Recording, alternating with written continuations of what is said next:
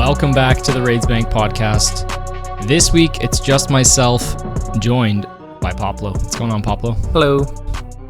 Yeah, Hoyt unfortunately had to step away this week, but he's working on a little bit of a project, so you might see that come up elsewhere as well, which will be super nice.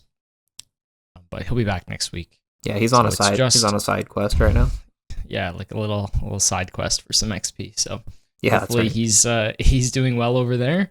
But yeah, you just got me and Poplo tonight, so we're unleashed. We don't have to hold back our opinions anymore with Hoyt trying to rein us in with his wild hot takes out of left field. Oh yeah. So it's all PVM today, and we got a good one for you. But before we get started, we're gonna dive into what we got up to this week. So I guess Poplo, you should tell me what you've been up to. Sure. Well, I was out of town this week. I was on vacation. That was super nice. So not a lot of escape and mostly just on the mobile, doing some mining and farm runs on the GIM. Not too exciting this week. Nothing super notable. Just kidding. We got something at TOA on the group Ironman Heartless. We got our first purple. Oh boy, did you ever. Oh yeah. So it was just tell us the story. A normal night, me and some of the boys just want to run a TOA. We are good enough to run money 150s is all that we can run right now.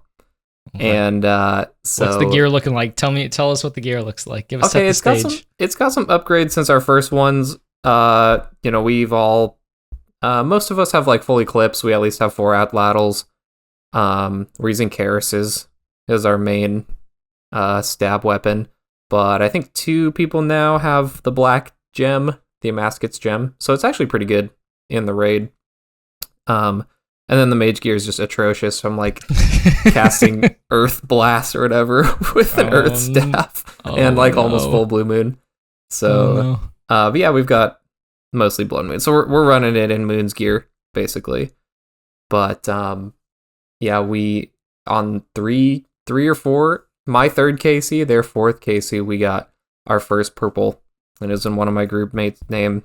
And we took everyone do the lineup with the purple chest. We took a picture, nice, screenshot before we cracked it, and then we cracked it open. And I did the thing where you peek around the back of the obelisk to see what it is. And I'm like, we're just praying, Fang, please be a Fang, because that would be so big for running more Toas. And boom, out pops a freaking shadow. Oh my First God. KC, money 150s, dude. 4 KC, we got a shadow on the group Ironman already. That's insane. How hard did the boys pop off? Oh, we went absolutely crazy. It was insane. Dude, I did not think like we would have any purple by this time. Can you wield it? What's your magic level? I can't, but there's 2 or 3 of us now who can. My magic level is only 75. Oh my God. And I think it's 80. And so we actually brought it in on the next raid because we're like, we got to send the back-to-back. We got to test drive this thing, right? Mm-hmm. And our mage gear is so bad that it like fully clips Moon with Atlatl is like better on most 150 things than the shadow was. The max hit was like 38 or something. I can't remember. Because it scales so hard with that mage gear, hey? It scales so hard that like the Blue Moon and no rings, nothing fancy, it's just not even that good, which is kind of funny, which is good because it's really expensive to use. Oh yeah, that's the thing. I was gonna ask you, can you guys afford to run that thing? Oh, no way, man. I mean, like we could. How much GP is it per cast? It's what, 1 soul rune, 5 chaos? 5 chaos? Yeah, I don't know. So you're looking at 400 plus 500, so 900 GP like per that. cast. Yeah. That's crazy if you think about it that way, right? Yeah, insane. It's better than you remember the old Sang. The 4-tick used to be 3 blood runes, and that was like 1.2k per cast with the old Sang. Those are brutal days. Yeah, that's big money early. Times. But at least you guys have it for like when you do start to push stuff. That's totally crazy. Yeah. So yeah, we popped off like absolutely crazy. We got a couple guys who are starting to do some CG. So I'm just finishing up my Rex for Song of the Elves, and then I'll be joining them. But nice. Yeah, we're getting some money rolling in. So that was the big drop for us this week. That's wild. You love to see a mega rare on the first purple. Oh, you love to see it. You know what? The group, I have always I've always said, streamers and group Ironman just have such boosted luck rates, like insane. I have never ever been this lucky, and now that I have made a group Ironman, I am reaping the benefits of it, and I could not be happier. So That's so I'm just awesome. here to confirm everyone's suspicion that group Ironman are luckier than normal accounts. Yeah, everyone's lucky except for you, listener. That's right. That's how it right. works. So- Trust me, I know the feeling. Well, welcome, Poplo. Welcome to the Shadow Users Gang. You can use it at Tob now. Oh, thanks, man. Maybe not quite yet, but eventually. It's gonna be better than Okay. anything else. But yeah, That's true. Yeah, it's a great weapon to have. totally. Yeah. What have you been up to this week? Me, not too much. I've been doing Delve, Nice. so that's going fine. I'm like getting a little bit deeper every time, like a lot more consistent. Still dying a lot, but I pulled another unique, which was pretty big. Nice. So I had the staff, the IVAC, and I had the cloth. So I was just looking for the boots now. I was talking to my friend late at night, and I did one last wave, and I survived at like 16 HP. It was like, I don't know, Delve 11 or something. Mm-hmm. And I slow walked it up to the hole, and it was glowing. Nice. Yeah, it had to be done. Love a slow walk. Love milking it whenever I can. So it's pretty funny. It ended up being the pet, though. Oh, So- nice. Not sad about that, It's nice to get another undeserved pet, which is basically what my account has all over the place. I'm up to 29 pets now. Nice, which is- dude. And you got some huge ones. Yeah, I've gotten like 8 out of the top 10 like hours pets for an Ironman, which is crazy. Yeah, that is Just- crazy. Without going for any, I've gotten like crazy spooned on them. I think the big ones I'm missing are like Penance Queen and like Rock Golem, but Corp and Bloodhound, Raid's pets, they all take so many hours. I got spooned all of them. Mm-hmm. I'm not a pet hunter per se, but I mean, it's something I'd like, want to get into in the future, pick up some pets that I find cool. Yeah, totally. But yeah, anyways, I'm just going for the boots. So I Nice. would have still Yep. preferred the boots, but hey, now I get to green log it. So I Nice. did maybe a few hundred floors, and then I was busy at work, so I didn't get a ton of other time. But in the mornings before work, instead of doing glories, I realized it's kind of probably a waste before a sailing comes out. I got inspired by Mr. Hoyt, and I decided to do sailing prep. Oh, like, nice. check Did you on make a all my tab and stuff? No, I didn't make a tab yet because I don't really know, but I went through like other people's tabs, and I sort of checked out the Yeah. gear that I'm gonna need. I made a bunch of nails. Apparently you're gonna need 16,000 myth nails. I don't know if that's true, but I made them Holy moly. anyways. Yep. I made some iron bars at Blast Furnace, and that's pretty much all I had to do. The rest, the planks, I have tons from random PVM encounters. Yeah. They just randomly stack up over time. Oh, yeah. So, and the logs, I'm doing okay. So that's pretty nice. So yeah, I kind of spent some time doing that, and then I realized I'm going to need Slayer points. So I did a bunch of Wildy Slayer, did 50 tasks this week. It Wow. sounds like a lot, but they're really quick. That does sound Yeah, like a they're lot. 5 to 10 minutes per task. So So how many they're Slayer pretty points great. are you up to now? How many do you stock up? I'm at like Uh-oh. 1,300. That's So- pretty good. I don't know if I want to do another 50, and that would probably get me essentially double what I have. Or if maybe this is just enough. I haven't really decided. We'll see how I'm feeling this week, I guess. Yeah. But What do you think still you're have a going to week. use them for? Are you going to skip for like worms and aquanite tasks? Is that what you're thinking? Or frost dragons, I guess? I figured since I don't have a ton to do, I may as well prep for sailing. And since I'm lucky enough to have all of the like hard supplies I'm going to need, I think, for the skill, outside of the new stuff that I have to collect. Yep. Yeah, maybe the strike worms seems like they're going to be task only, or they're going to require a task for better drop rates. I think that's what I read from some devs. Yeah, I think so. I think you're right. Task only, So- I'm pretty sure. Given that, I figured, I mean, really the only resources I'm super down on is Slayer points, so I may as well pick some up just in case. Nice. Dude, I love seeing like your bank, like Ironman bank, who like you don't sell any of your ores or any of your planks or anything. You just have this massive collection of stuff Right. that you've gathered, gems and ores, and there's something satisfying about seeing all that stuff. Yeah, You know. my vial of blood stack is almost 200 mil. Sheesh. Yet to be used. Sheesh. You just you end up with random stacks of stuff, and you're like, wait, do I have any of these? Like, oh, Yeah, I have 45,000 of them. I think I'll be good. I checked do I have any flax? Oh yeah, I have 400k flax. I think I'm gonna be fine. Yeah, for freaking Zulrah. Yeah, so you end up just with a bunch of stuff that you usually don't need, but I figured I've always not been a hoarder, but I do like to keep stuff. I even keep dupes, at least my first dupe of an item, just in case something horrible happens and you wipe somewhere, like tellying to Anakarl, or because I've done it before. Yeah. Or, you wipe at Nex. Or like the next incident. Yeah, the next incident. But if you die on your way back to one of those death chests, people have done it at Hydra before where they get killed by the floor. Oh, yeah. Without the boots. I remember that happening on release. So I figured, like, if the money doesn't mean a lot to me on my alt, then... You might as well. I may as well just keep a dupe, because I have enough money to split. And that's kind of how Ironman worked. I started out with, like, no money on my alt, really. Maybe a few hundred mil. And then eventually, you'll get 3 or 4 of, like, Pegasians, like, Prims or something, so you can drop over extras. Yeah. I just always keep, like, 1 spare just in case something bad happens, and then I just drop over the extras. Yep. Nice. So, yeah, it tends to work out pretty well. Yeah, so it's just been Slayer prep. I really like Wildy Slayer. It's a super chill activity. Nice. This week, doing all those tasks, it took quite a while, but I set up the block list and then I just went for it. My friend Pump has been doing it with me too. I've seen maybe 10 hours in the wilderness doing this stuff, and I've seen 2 PKers. Oh, that's not that bad. Yeah, which is insane. You basically, and the only time I saw them, one of the first group I actually died to was at the Rogue's Castle way in the north, like up near the obelisk. It was a huge group of people hopping for... Trying to get the bots or something? Probably trying to get the bots, or I assume it's probably killing people at Chaos Ellie. But it was 15 guys with ballistas. It's like, okay, I'll take the L on this one. Yeah. But the bots are really annoying. They keep opening the doors to the castle. But what you can do is you can sit inside the castle and keep the doors closed, so the PKers have to get through 2 sets of doors to get to you. And there's just no way they can get you in time before you log out.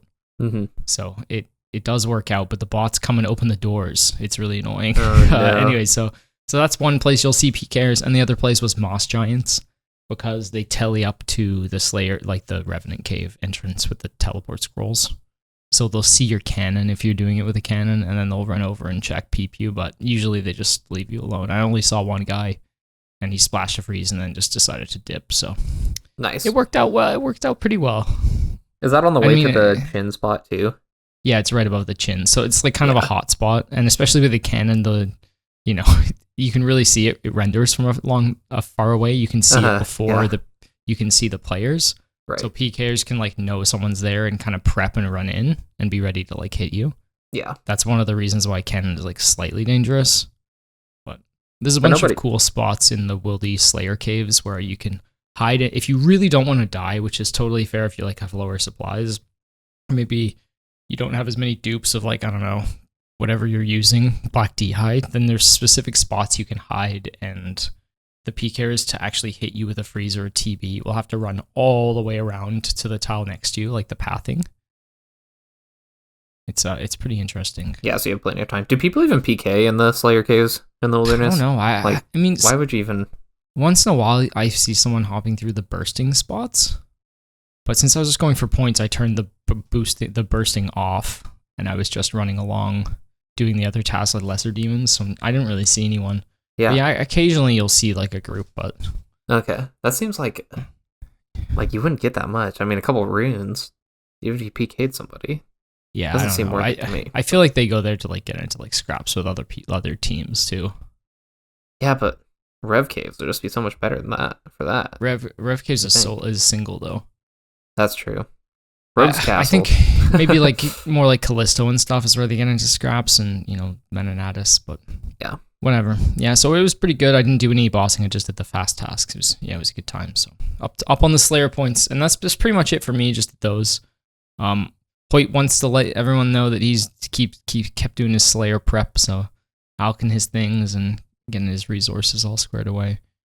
There you go. But, he likes to over prepare, so I'm not surprised. He's gonna have everything on that list checked off before sailing comes out.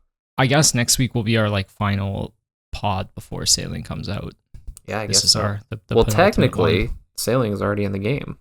Turiel, what do you think of that update? So anyone who hasn't played in the last week, they changed the skilling tab and they have the sailing icon down in the corner. They've added all of the islands and you can see the ocean looks different. You can see the sailable ocean. They've added all, the different kinds of boats, the ports, the mooring points. They've added everything on the map so you can kind of take a peek and have a look. What do you think, Poplo? Nice to have a sneak peek. Yeah, it was kind of a jump scare when I logged in. I was like, why is the water like bubbling, like churning around me? I was like, what is going on? And then I was like, oh yeah, it's the Slayer, or the sailing. I keep calling it Slayer. Why do I keep saying that? It's the sailing update. Dude, I don't know. It feels real. Like the day of reckoning is coming in 2 weeks. It like feels real. It's gonna be great. We'll see. We're gonna have fun. We're gonna have fun. I'm really looking forward to it. I can't wait for that day. So that's in 2 weeks from now. Yeah, I'm getting a little bit more excited. Yeah, losing the max cape will hurt, but it's all good. We'll get it back. Yeah, but I'm glad that everybody is losing it at the same time. Like we're all in it together. You know, everyone's gonna be rushing it back. Who wants it back? Everybody. I have a suspicion that sailing is going to become so central to the game moving forward as well. Like, we might talk about a new raid. Maybe you'll have to sail to get there. I think it's going to be lots of multi-skilling methods where you have to go to specific islands. So sailing is going to become like one of the central skills. Yeah. Along with Slayer and probably. That's it. Those two. Those are will be the two central skills, I would say, of the game. Yeah, that you want to be like training the whole time that you're training the rest of your account. Exactly. You mean, like start from the beginning. Yeah, so that's maybe more like a multi-skill, right? Because you'll have to explore to get to maybe the best hunter method or for your level or something like that. Yeah. Just, I don't know, man. Sometimes stuff like that just, I don't really like because it feels like you're missing out on something if you're not doing it the whole time. Like if you're not, that's the game though. Oh, you mean when new methods come out and you've done something the old way and now there's like a whole new method that's way quicker? No, just like, I don't know. Sometimes when you're starting like a new account or like training from low levels, then it almost feels like you have to do something because it's so efficient. Like if you want to train fletching or crafting or construction maybe, then it's like you have to train sailing and construction at the same time, otherwise you're going to be kicking yourself later because you have to do them separately if you're not multi-skilling them as you train your account. That's like your choice, right? Like you don't have to choose to do the most efficient thing. I know, but that's a you problem. It is a me problem. It definitely is. You're too efficiency pilled, Mr. Oblivion. I know. Not when it comes for training accounts though. Not when it comes for training. I feel like the best way is to just make sure you're still enjoying it so then you don't burn out. Yeah, that's what I'm looking forward to on the main, actually, is just, I just want to get 99 sailing, and I can do whatever methods I want. I can go as fast as slow as I want. Obviously, faster. I'm not going to be like 3 tick forward. What's it called? Tick manipulating. But what was the mast thing that T-Box Jong was doing or whatever? Oh god, I don't like the tick manipulate. Like I'm not doing that stuff, but I'm gonna avoid tick manipulation at all costs. The only time I'll do it is with chins because it's pretty easy. Yeah. But the less clicking the better when it comes to anything for me. Yep. Including bossing. Yep. What did you think of the Slayer drop or say? Dude, I'm gonna do that every time. Say the sailing. Because we're gonna talk about Slayer today. I see the foreshadowing. The sailing. I think it looks really cool. I had a lot of fun just logging in, like looking at all the islands, seeing the different sailable parts. I'm getting really stoked for it. I can't wait to get started. Nice. It's gonna be a fun day one, and I feel like they've kept enough stuff hidden from us that there's gonna be lots of exploring to do. Yeah, totally. So I'm gonna stay off Reddit as well, so I don't spoil anything for myself. Yeah. Unless there's some like nasty method. I'm sure the clan will post it up in the Discord. Oh yeah, that'll be everywhere. Speaking of which, you should join.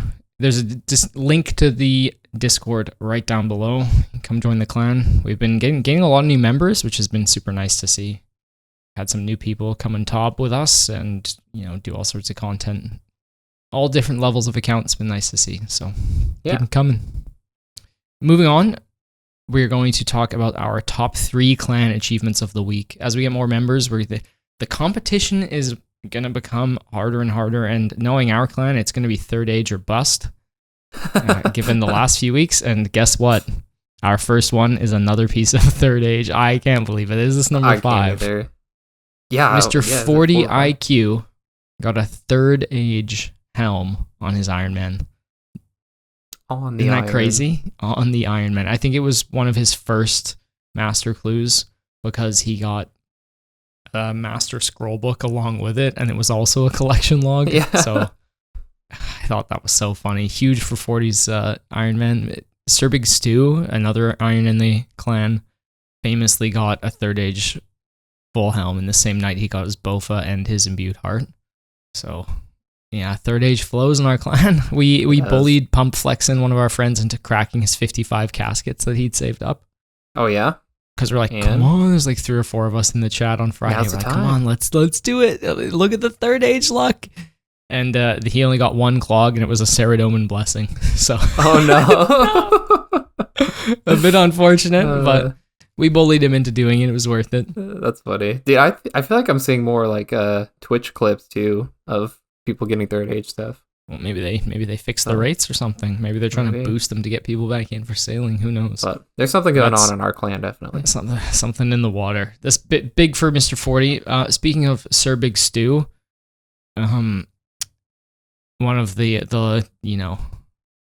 on the top end of quality account seed that you can pull when you start a new Ironman. Oh yeah. He got himself a purple.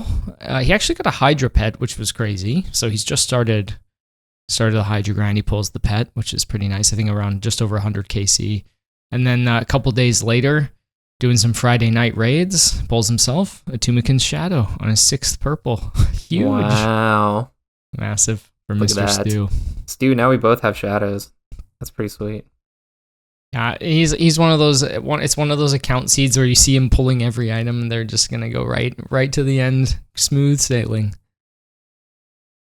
Depending on your luck on an Ironman, when it comes to the late game, it's almost like you're playing a different game than other people. If you get all the mega rares relatively early, versus going and grinding for them extremely hard with like a Bofa and having to do like 1,000 KC for a T-Bow. If you just pull it in the first 50 KC, you're playing a very different game than other people.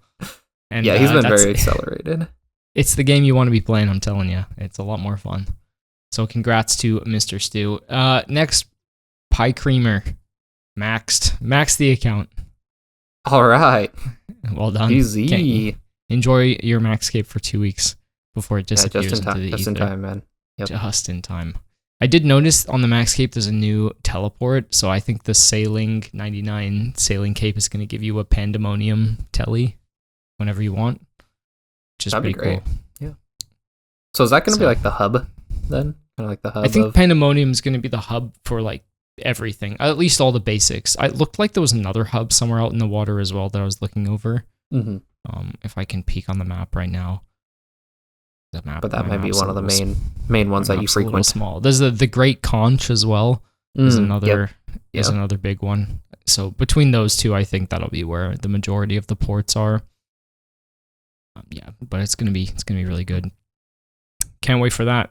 Yeah. So today's topic, Poplo and I kind of got free reign today. There's no Hoyt to hold us back, like I said. Right. We're gonna talk about mini games. We're going to talk about mini games. We're going to rank them. Guess what? They're all F tier. No, could you imagine? Hoyt would be so pissed when he comes back. He would be pissed. This is the time to slander mini games, though. There's too many damn mini games.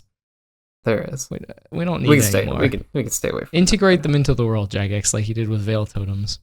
Yeah. All right, moving on. We've got our topic for the day is Slayer. We're going to talk everything Slayer. Poplo and I love Slayer. It's our favorite skill.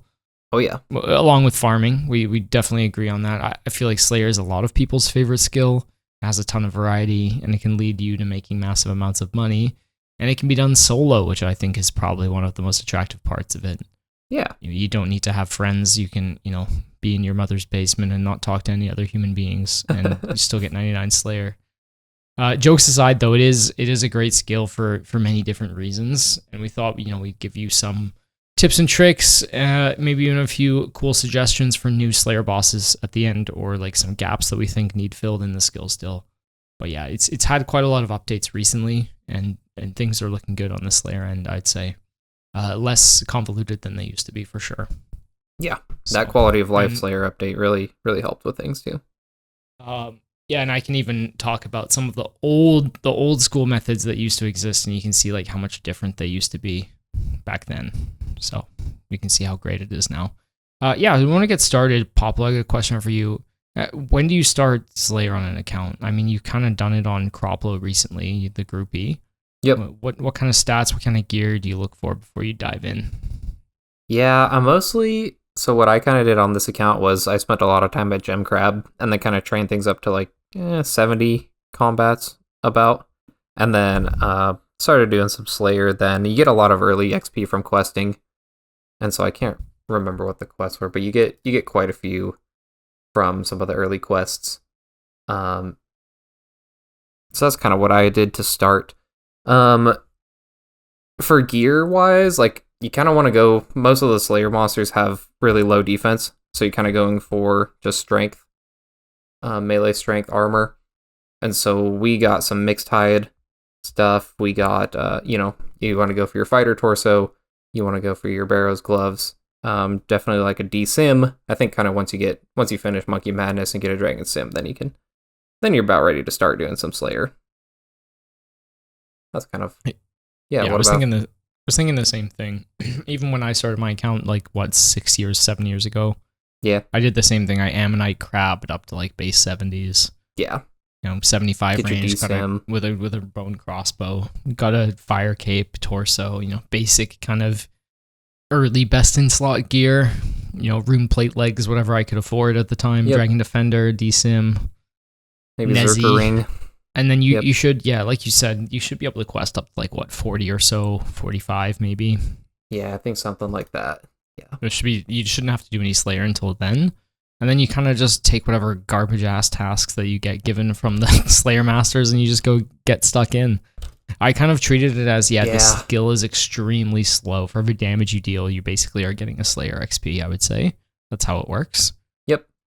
So you're getting 4 times as much melee or range or magic XP, if you think of it that way. So you should be able to train pretty close to 99 everything with just from starting at 70 and then going all the way to 99 Slayer, I would say. Yeah, pretty much.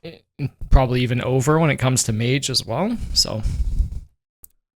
Yeah, you're going to get a lot of it through Mage. You just need to accept that it's slow, but I think that's one of the fun things. I never ever looked at my Slayer XP per hour.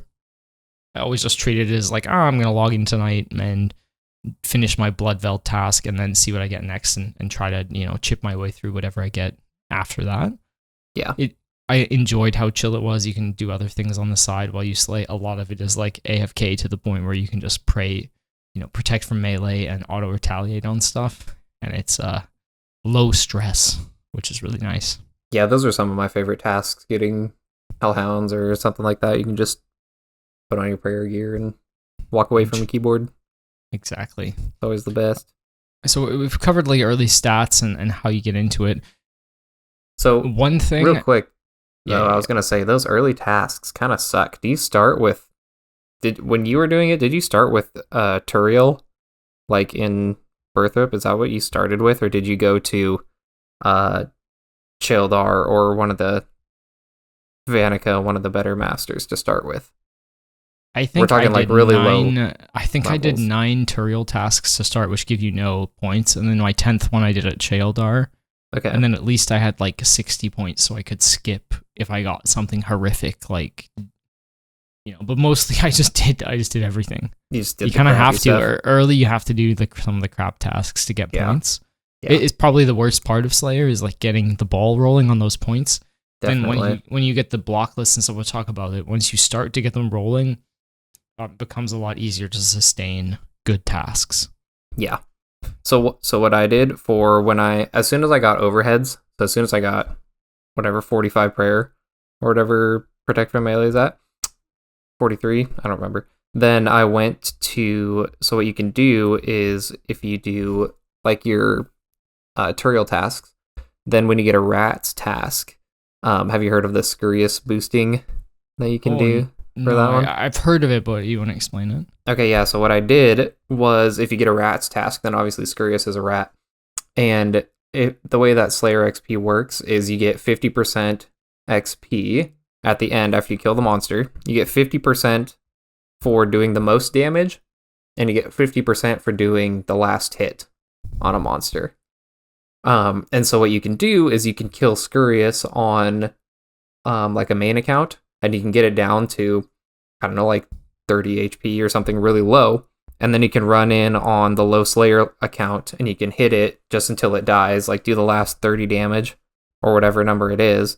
And then you get 50% XP, which is like 1,000 XP if you do it in the public one. So every rat that goes That's on the task is like crazy. 1,000 XP. Yeah, so I did that and I boosted myself from my main on the group iron. And it's like if you get 40 rats, then that's like 40,000 Slayer XP. Basically, That's really good. I never knew about that tech. I wish yeah, it that helps existed. a lot to catapult some of that really early crappy stuff. Mm-hmm. So So you're not doing killer watts on the other plane or whatever. yeah, exactly. Yeah, that's really smart. That's some good tech there. Yeah. One dark thing tech. one thing dark. Yeah, definitely dark. One thing I wish I knew early. I did not use this until 99 Slayer or like 95 Slayer. I didn't know about expeditious bracelets and bracelets of slaughter. Until 95. Yeah, I'm telling you, Oh, until no. I got to Hydra, I didn't know about it. Yeah. You want to tell the people what those things are and why they're so good? Yeah, so expeditious bracelets and bracelets of slaughter are two different kinds of bracelets that you can wear during your Slayer task, and you can just equip them right at the end when the Slayer XP drops. So you don't have to actually wear them during the whole fight or whatever you're killing. But for a bracelet of slaughter, there is a chance, I think it's a 1 in 5 chance to take a charge off the bracelet of slaughter, and that kill that you did will not count towards your Slayer task, but you'll still get Slayer XP for it. So it basically extends your task by like 1/5. Alternatively, the expeditious bracelets do the opposite, is they sometimes, when they proc, then your the kill on that task will count as 2, and so it helps you get through your task faster. So basically, it's just helping to speed up or slow down your tasks and still get Slayer XP. It's actually 25% chance. And Okay. the way it 25%. compounds, so basically it ends up being 33% more or 33% less of the task that you have to do on average. So if you have a task of to kill 100 Ankus and you expeditious bracelet them, you'll only have to kill around 66, 67 on average, which is insane. That's really nice. In fact, it's so I didn't know it good. was that much. It's so good that you don't even have to flick. It's still worth losing all those max hits from the Barrow's Gloves that you grinded so hard for. Yeah. Just to camp an expeditious bracelet. It's Wow. insane. And then That's the awesome. same goes for slaughters. You slaughters are probably, I would say, you use them a little bit less than expeditious. You use them for tasks where they're insane tasks. You really want all the XP. Well, I use or slaughters they're- more for like boss tasks and stuff. Yeah, I've used a lot of slaughters. but you typically use them too with like Necreals and Yep. Dust Devils, things where you want like mage XP. That are Yeah. like maybe tasks that are a bit more rare to get, or like the best quality tasks. But yeah, with bosses, we'll talk about later. But anyways, these bracelets, I would say use them early, use them often. I would almost never wear Barrow's Gloves. They're that good. Yeah, they're great. Yeah, so that's a little aside into that. Next, Poplo, we got to talk about points. So once you got the ball rolling, this is kind of the tough part, and this is when people start looking for advice, whether it's like online or videos, whatever. How do you spend your points? Where do your first section of points go to when you have like maybe a few hundred saved up? Mine, Slayer Helm. It's got to be Slayer Helm, right? For you, it's Slayer Helm. That's where That's what I think so. Yeah, that's what I'm saving my points up for. What do you think you spend your first points on? Are you going block list first? I think bigger and badder first because it's 50 points. It's true. It's pretty cheap now. It's cheap, and the potential. You're saying there's a chance. I got my second imbued heart from a cave crawler, so Oh my gosh. if it can happen to me, it can happen to you. That's true. So that's a plus 100 mil into the bank. I think that's like one of the best things. Not really for the heart chances. Yeah, it's lovely. Maybe 1 in 3 people will get a heart going to 99 casually, but you really want it for the XP because they give you boosted XP, those big minions. Yeah. Yeah, so that's why I haven't got it bigger yet and on badder. the Gim, but I need to. You should get it. Yeah. It should be your first unlock, in my opinion. Then, I think it's kind of a choice. It depends on what style of account you have. Probably want to do your block list next, I would say, because you have a little bit of time. I don't think you need a Slayer Helm until you get to Dust Devils at 63, because that's the first monster where you won't be able to kill it without wearing a nose peg. Mm-hmm. There'll be the occasional random task you get where you'll need to wear, like, I don't know, maybe you have to do, I'm trying to think of all the pieces, like earmuffs. Maybe you have to do banshees, so you have to wear earmuffs, but those they're so low, fast, though. They're so quick that it won't really matter. So until you get to Dust, you have basically until Dust Devils, which I think is 63 Slayer, to get your Slayer Helm, and you need 400 points for that. So up until then, you can kind of start to get your block list ready. That would be probably where I spend the points. Yeah, are you doing your... I would probably... Yeah, you're probably right. So, mind you, these days it's different though, because you don't really want to do a block list for Chaelder, do you? And spend all the points on that. That's like a waste. Well, right. So maybe I'm talking myself out of this. Like maybe if you're at Neve or Steve, then I think it's good to set up a block list because you're going to use that for a long time. That Slayer Master. Yeah. Okay, but so if you're before that, then yeah, Slayer Helm would be fine. Sorry, you hit me up with your knowledge here. That's okay. No, I'm gonna change my answer. I think I like what you're saying better. So I haven't spent hardly any of my Slayer points on the group Ironman because I haven't done a ton other than just the questing and the scurrious stuff, which I like too much. I've been doing a lot of Turiel stuff and then just doing like one task at Neve or Duradel now that I'm 100 combat. But I think you're right. I would probably start setting up a block list once you get 85 combat at Neve, because you can set up your Turiel one kind of whenever. Like all the tasks from there are relatively quick. It doesn't really matter. But yeah, I think you're just going to be burning points if you're using them at Chaeldar or Vanica, when you're only there for, maybe you block one of the crappy tasks or something. Like, I don't know, what would Vanica's worst task? I don't know, be lizards or something stupid like that. Who knows? Yeah, I don't even know what he gives. That's like, it's pretty weak. It's pretty weak Slayer Master. Yeah. And you'll never really go back to him for anything. So I think maybe, you wait for 85 combat, which you should be close to when you have, base 70s? Yeah, probably. And you're going to be meleeing most of the early tasks anyways. Yeah, you're going to be desimming them or, blow piping them if you're a main or something like that. It's going to be pretty low level stuff. Yeah.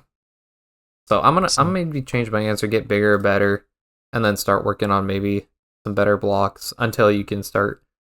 You probably don't need the Slayer helmet until you can start bursting, because then you can actually get the damage bonus from imbuing it and all that stuff. Yeah, and let's have a little look. Dust Devils are 65, so it gives you quite a bit of time. It takes a while to get to 65. And you're going to need 63. 63 I was thinking of because that's the requirement for Monkey Madness 2, I believe. 69. It's 69? My god, what's 63? 63 has to be for one of the quests. I'm losing 63 is Dust Devils, I think? No, it's 65. I just checked. It doesn't matter. Anyways, it's going to be really slow progressing through that section because when you're meleeing tasks, they're not going to be giving you much XP per task unless you're doing this scurious tech. So I think that's probably the best use of your points. Then Slayer Helm, when you unlock it, you're never wasting your points getting a Slayer Helm. You're going to need it later. So it's definitely worth it. Yeah. It's definitely it's not points, it's points well spent. Another thing is if you're an Ironman, you need 55 anyways to get a black mask. So it doesn't really matter. You have a little bit of time to set stuff up. Yeah. Well, and you should get that black mask as soon as you can. Absolutely. As soon as you get 55, get that thing. It's so good. Yeah. I literally don't even go for a task for it. Just run right there and get them. Like try one task to get it and then dip and go and get the black mask. Yep. It's a pretty decent hard clues and decent seeds too. It's not actually a bad not actually bad to kill. And they have 50 HP or something, so you can mow them down. Yeah, they're pretty fast. There's even AFK options to range them, and you don't need a Witchwood icon to do it. So that's pretty cool. So yeah, moving on. Then you've got a few. Maybe you've got a Slayer Helm, and maybe you've got your block list set up for Neve and Steve, and you've got bigger and badder. What do you look for next? Like, what's the next move with your points? Definitely the Slayer Helm recolors. Yeah, is that? I mean, for a lot of people, that's the truth, dude. That's the truth. I mean, I would love them. I would save up points for maybe some extends. I would extend probably the bursting tasks. Kind of like we said, once you get to your Neve block list set up, once you got Turiel set up, I would extend. I would probably maybe do that while you're doing your block list. Like once you get, I would extend Dust Devils, Necreals, all the bursting stuff. I think that's just too good and too much XP that you're going to be wasting if you don't extend those things. I don't think you really need to unlock Slayer rings. They're kind of expensive. Do you think they're 150 points now? Do you think they're overrated? I think with like the barrier rings and teleports and stuff, I think they're a little bit. 150 points isn't too bad. But. Or is it maybe they used to be 300. 300, they're a giant waste. I did get them, but not until I was like 75 and I was doing gargoyles and I wanted to teleport to the Slayer Tower. Yeah. That's when I started wanting the ring. So I think I unlocked it around then. And you needed 75 crafting or something anyways on an Ironman. So I think that's a reasonable time to get them for a main. You know, when you got the extra points lying around, you pick it up. But broad fletching was like more of a priority on the Iron for me. That's something I got right after my Slayer Helm. Were you making arrows or bolts? Making bolts. I needed bolts just to do tasks because I didn't have any good bolts. And they're a pretty decent early option. And then I also needed, to be the ability to make arrows so I could get experience because that was, at the time, the meta to 99 fletching, which is cringe, but it's the truth. Yeah. But now with Veil Totems, it's like less of a big deal. But fletching is pretty important because getting to Rune Darts is like pretty rough. Yeah, broader fletching 300 points though. That's a lot. It is, but you need it. There's just like no way around it, unfortunately. But on a main, I think you can just straight up skip that. You don't need them at all. You can just buy the bolts off the GE, so that's pretty sweet. Another thing I unlocked like reasonably early is maybe when I was like base 80s was like a boss.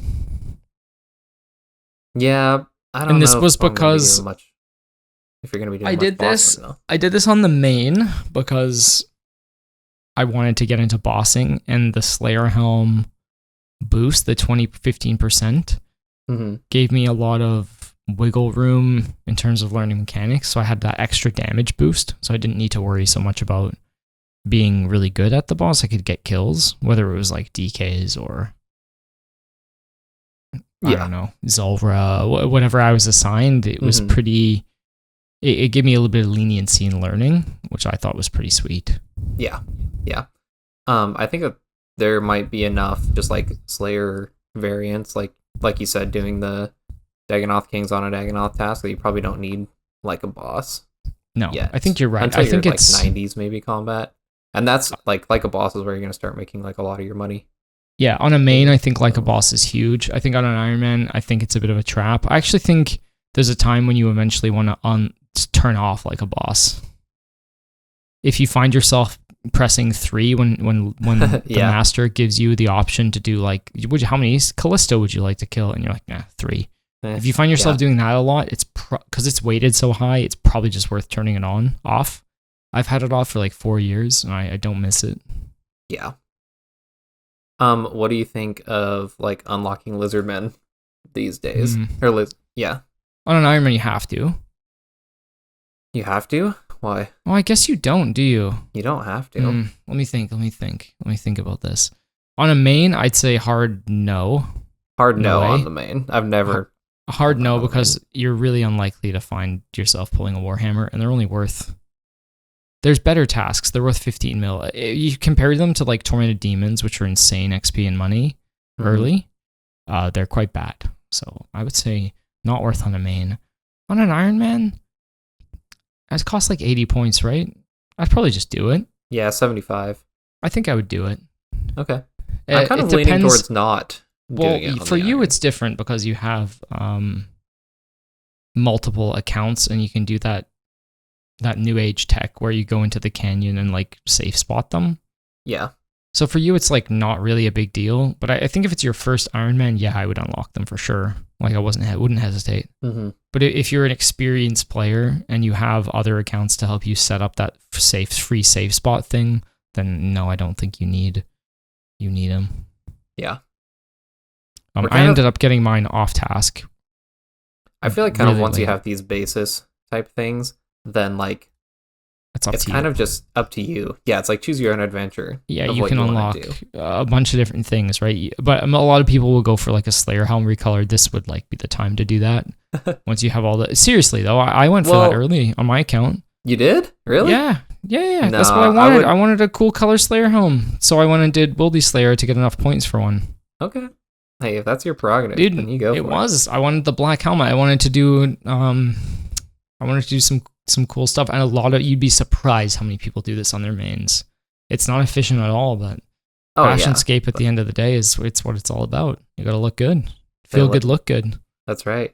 You look good, you play good, right? Exactly. I hit harder with the colored helm. So and I actually have 4 colored helms, and I had them all before 99 on my Ironman as well. I'll have you know. Jeez. So I love a colored Slayer helm. Slayer helm, gang rise up. No silver helms out here.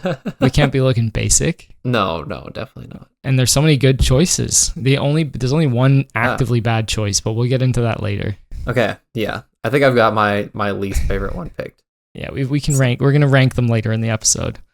So anyway, we like going back, set up the block list. You unlocked bigger and badder. Mm-hmm. Maybe you go for your Slayer Helm or broader fletching, depending on if you're an iron, I guess. I would probably next go for Tazar tasks to do Jad tasks. Those are pretty... Once you can do fire cape, like, pretty confidently, I'd go for that. I think the XP there is super good. And then the AV one, I don't think... I'm talking mostly for like unlocks and extends. I don't think I would do the unlock. I don't think I would unlock AV yet. No, not unless I would do that like when you're in the high Slayer and you want to make some money at Arma. That's when you're in money territory. But if you're in just going for XP, I don't think it's worth it. Yeah. I think I'm going to extend like bursting tasks first and then start going for those other unlocks. Yeah. Yeah, that's what I would agree with that. Kind of the progression that I'm going to be going I guess with. It brings up the point that basically when it comes to block lists /extends /unlocks, they seem to fall into 2 categories, right? You're either an account that needs experience because maybe you're like 50 Slayer, so your block list should be set up to maximize your experience. Yeah. Or you're an account where maybe you're higher Slayer, let's just say in the 90s, 80s or 90s, and you're looking to make money. Or if you're an Ironman, you're looking to get unique drops, which is, let's just say, basically the same as making money. Your block list should be set up to maximize those tasks. Like you don't really care about XP anymore. You just want to block things that take too long, and you want to work on tasks that make you money. Yeah, definitely. And you and I both fall into that second category for sure. Yeah, once you unlock Hydras, then I think that's kind of when you start really raking in the cash. Yeah. Just from normal. Mind you, these days, I think Tormented Demons, I think they're 81 Slayer? Or are they lower than that? They're lower than that. All I have to do is complete, what's the quest? I want to say Fist of Gothics, but I don't think The Fist of Gothics? Oh yeah, I've been getting fisted by Gothics. No, it's the... that was a minigame back in the day. Was the Fist of Gothics. Oh, yeah. You don't remember that? It doesn't sound like a safe minigame. I don't know. That might have been an RS3. I don't even know if they have a Slayer requirement. Just maybe just finishing the quest. They're not showing up on the list, which is cringe. I think you can kill them as soon as you finish While Gothic sleeps. While Gothic sleep must have a Slayer requirement then. So, anyways, it's probably in the 60s or 70s, but that task gives you crazy money, crazy XP. Teaches you mechanics, requires extremely low gear. Yeah. It's really, really good. It kind of you can start to make a lot of money with that these days, which is great. Definitely. No Slayer requirement on that quest. Maybe you need 56 for one of the prereqs. Yeah, you definitely gotta have you need to be able to have a decent level of gear too. But yeah.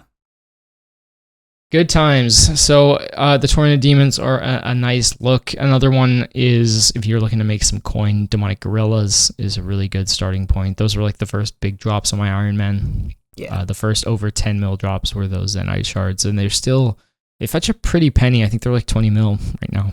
Yeah, they've gone back up. Yeah, they're no joke.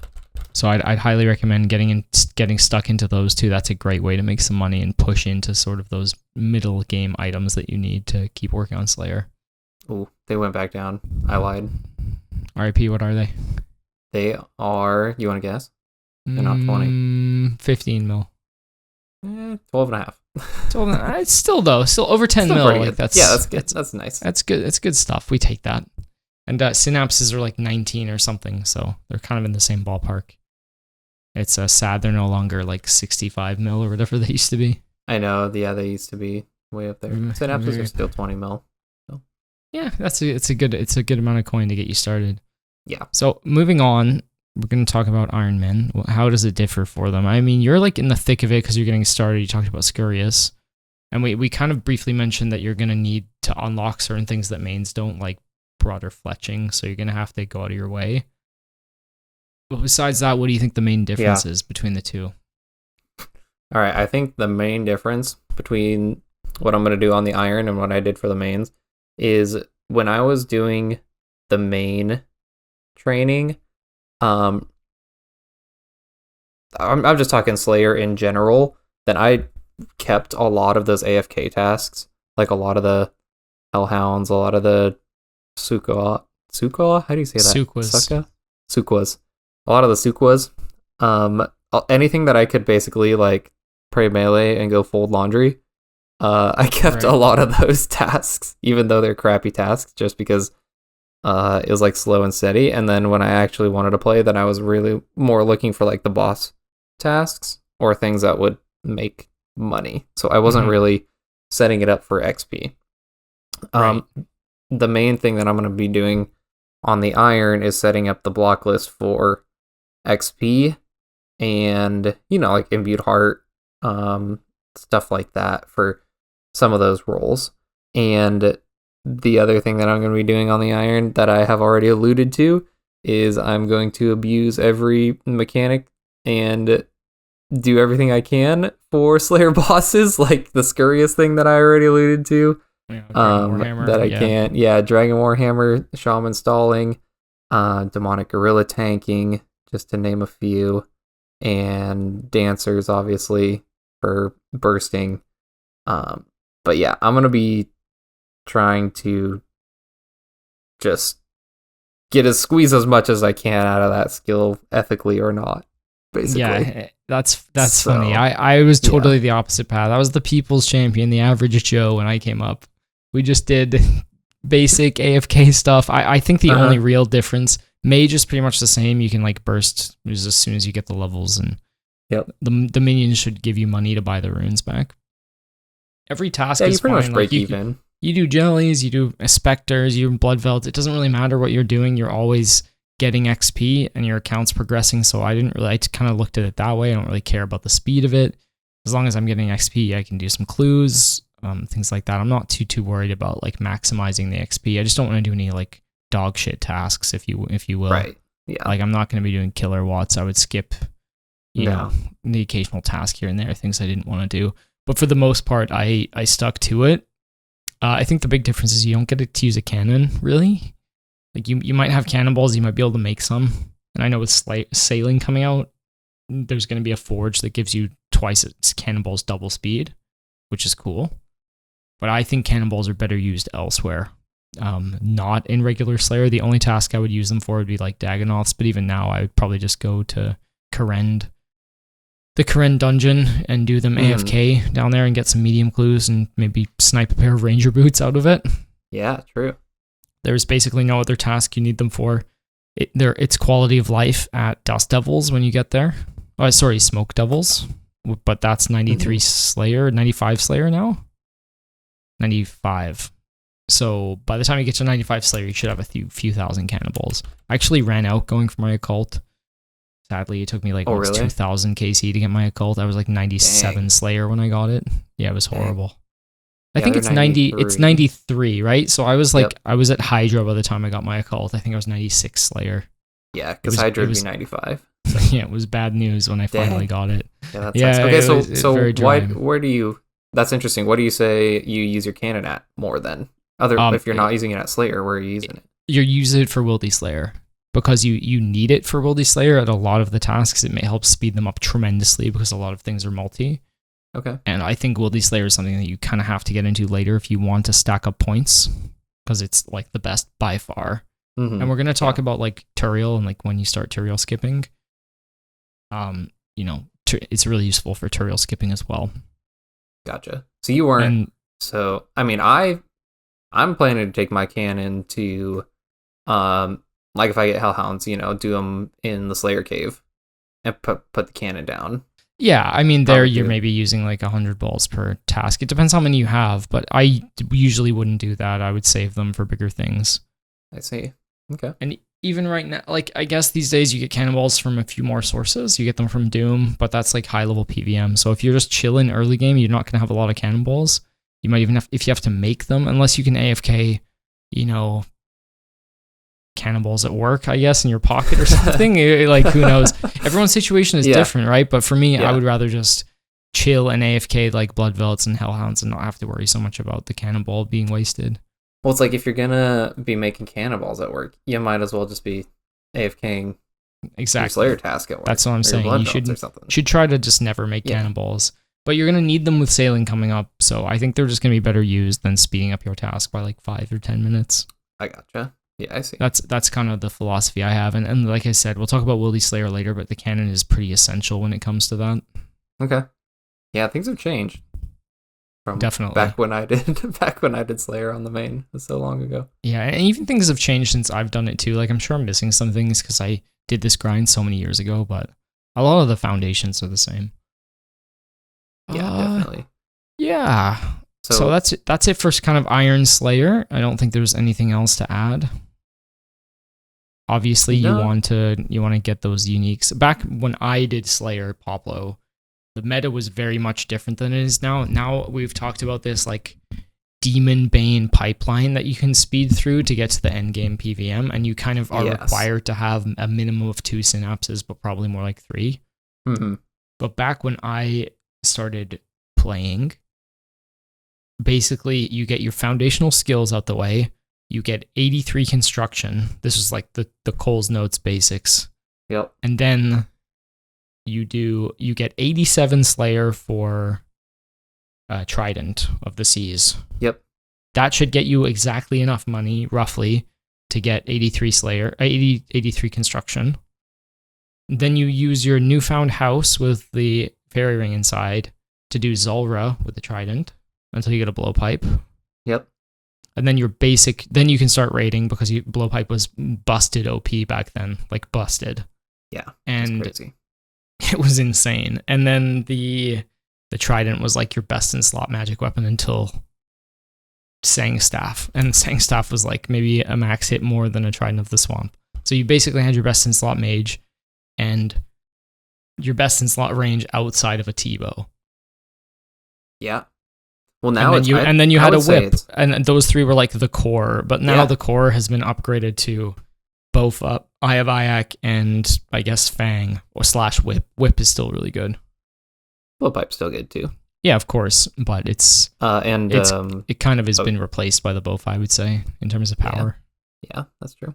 The core has just changed, which is good though, because like the power gap between what was the second best in slot and the mega rares was so far, especially with the T-bow, but also with the whip. there was no shadow at the time, so it wasn't a huge deal. But when the shadow came out, again, like the gap was so big between a trident and a shadow. Oh. But now the gap is like, definitely. the gap has been filled perfectly. Yeah. And you fill that with Scobo, your tormented synapse going to Dawn. And you can get them so quick that you can zoom right into those second best in slot items. But we're kind of off topic here.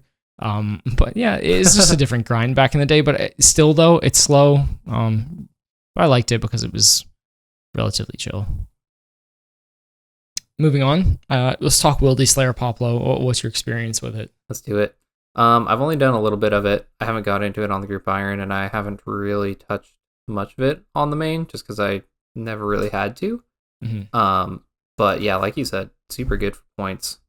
Haven't done much of it. I know you've done a lot of it, so what have you mostly done with it? Probably done 1,000 tasks over my time, like tons and tons and tons of Wildy Slayer with all variety of gear.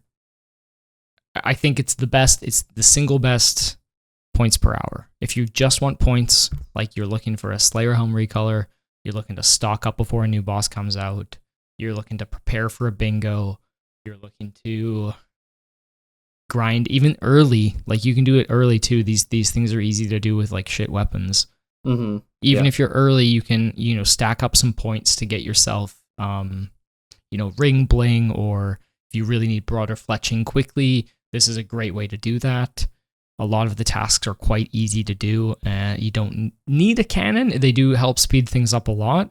But now, you can do them with a D. I did lots with a D-Sim back in the day, and it was still great points per hour. There's tons of videos. I think Sebe has one from years ago that had like a bunch of different spots for Wildy Slayer. He also loves Wildy Slayer. But yeah, there's a few videos out there that'll show you like what the good tasks are and the bad ones. But yeah, like Ents are the worst task, and even then, they're not that horrible. You only get 50 of them to kill. You can Expeditious Bracelet them all, and then you're maybe killing 35. Yeah, and it doesn't take too long. So I would really highly recommend it. You almost never see PKers. You think like, oh god, in Wilderness I can only risk 3 items. Yeah, that's true, but like genuinely, you're never gonna see anyone. You can bring like 8 brews with you. You're gonna survive most PKers. If anyone is PKing at Ents, like they're so down bad that you probably can escape with 1 Carom 1 to your name and just run through the trees. It'll give you good experience tanking in the Wilderness, which I think is a fun mini game in and of itself. Most PKers are horrible, especially outside of the Rev Caves. And even in the Rev Caves, they're super bad. It's like easy to predict what they're going to do. A lot of them won't risk things when you're in the smaller areas. There's a few dangerous spots, of course. Like I said, Rogue's Castle. Sometimes you're just going to get ganked by 15 guys, and that's just the way it goes. You just got to accept your loss. Get ganked by 15 guys. You get ganked by 15 junglers, and you just move on with your life, right? Like sometimes there's only so much you can do. But I think the rewards like greatly outweigh the risks when it comes to Wildy Slayer. I've died tons of times and still come out in the green. You get the Laren's keys, which are great on an Ironman. They give you really good access to like raw fish, cannonballs, dragon, arrows and dart tips, straight up bars. I think they give you like hundreds of steel bars at a time.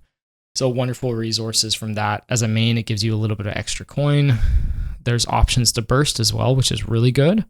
If you're a main, it's insane because you can just buy the weapons from the GE. Dude, like crossbow costs like 12 mil.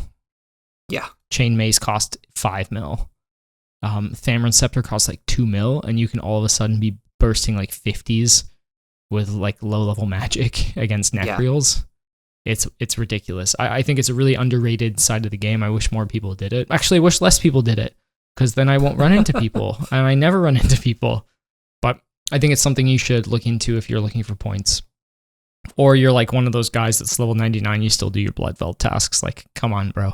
It's time to move on. If you need points, you gotta try the Wildy out. Yeah, there's alternatives too. The Venator bow has really shaken up the meta in the last couple of years since that came out. There's tons of tasks where it just nukes everything. So basically now, every time I do a Wildy Slayer task, it's between 2 and 10 minutes to finish the task, depending on what it is. Jeez.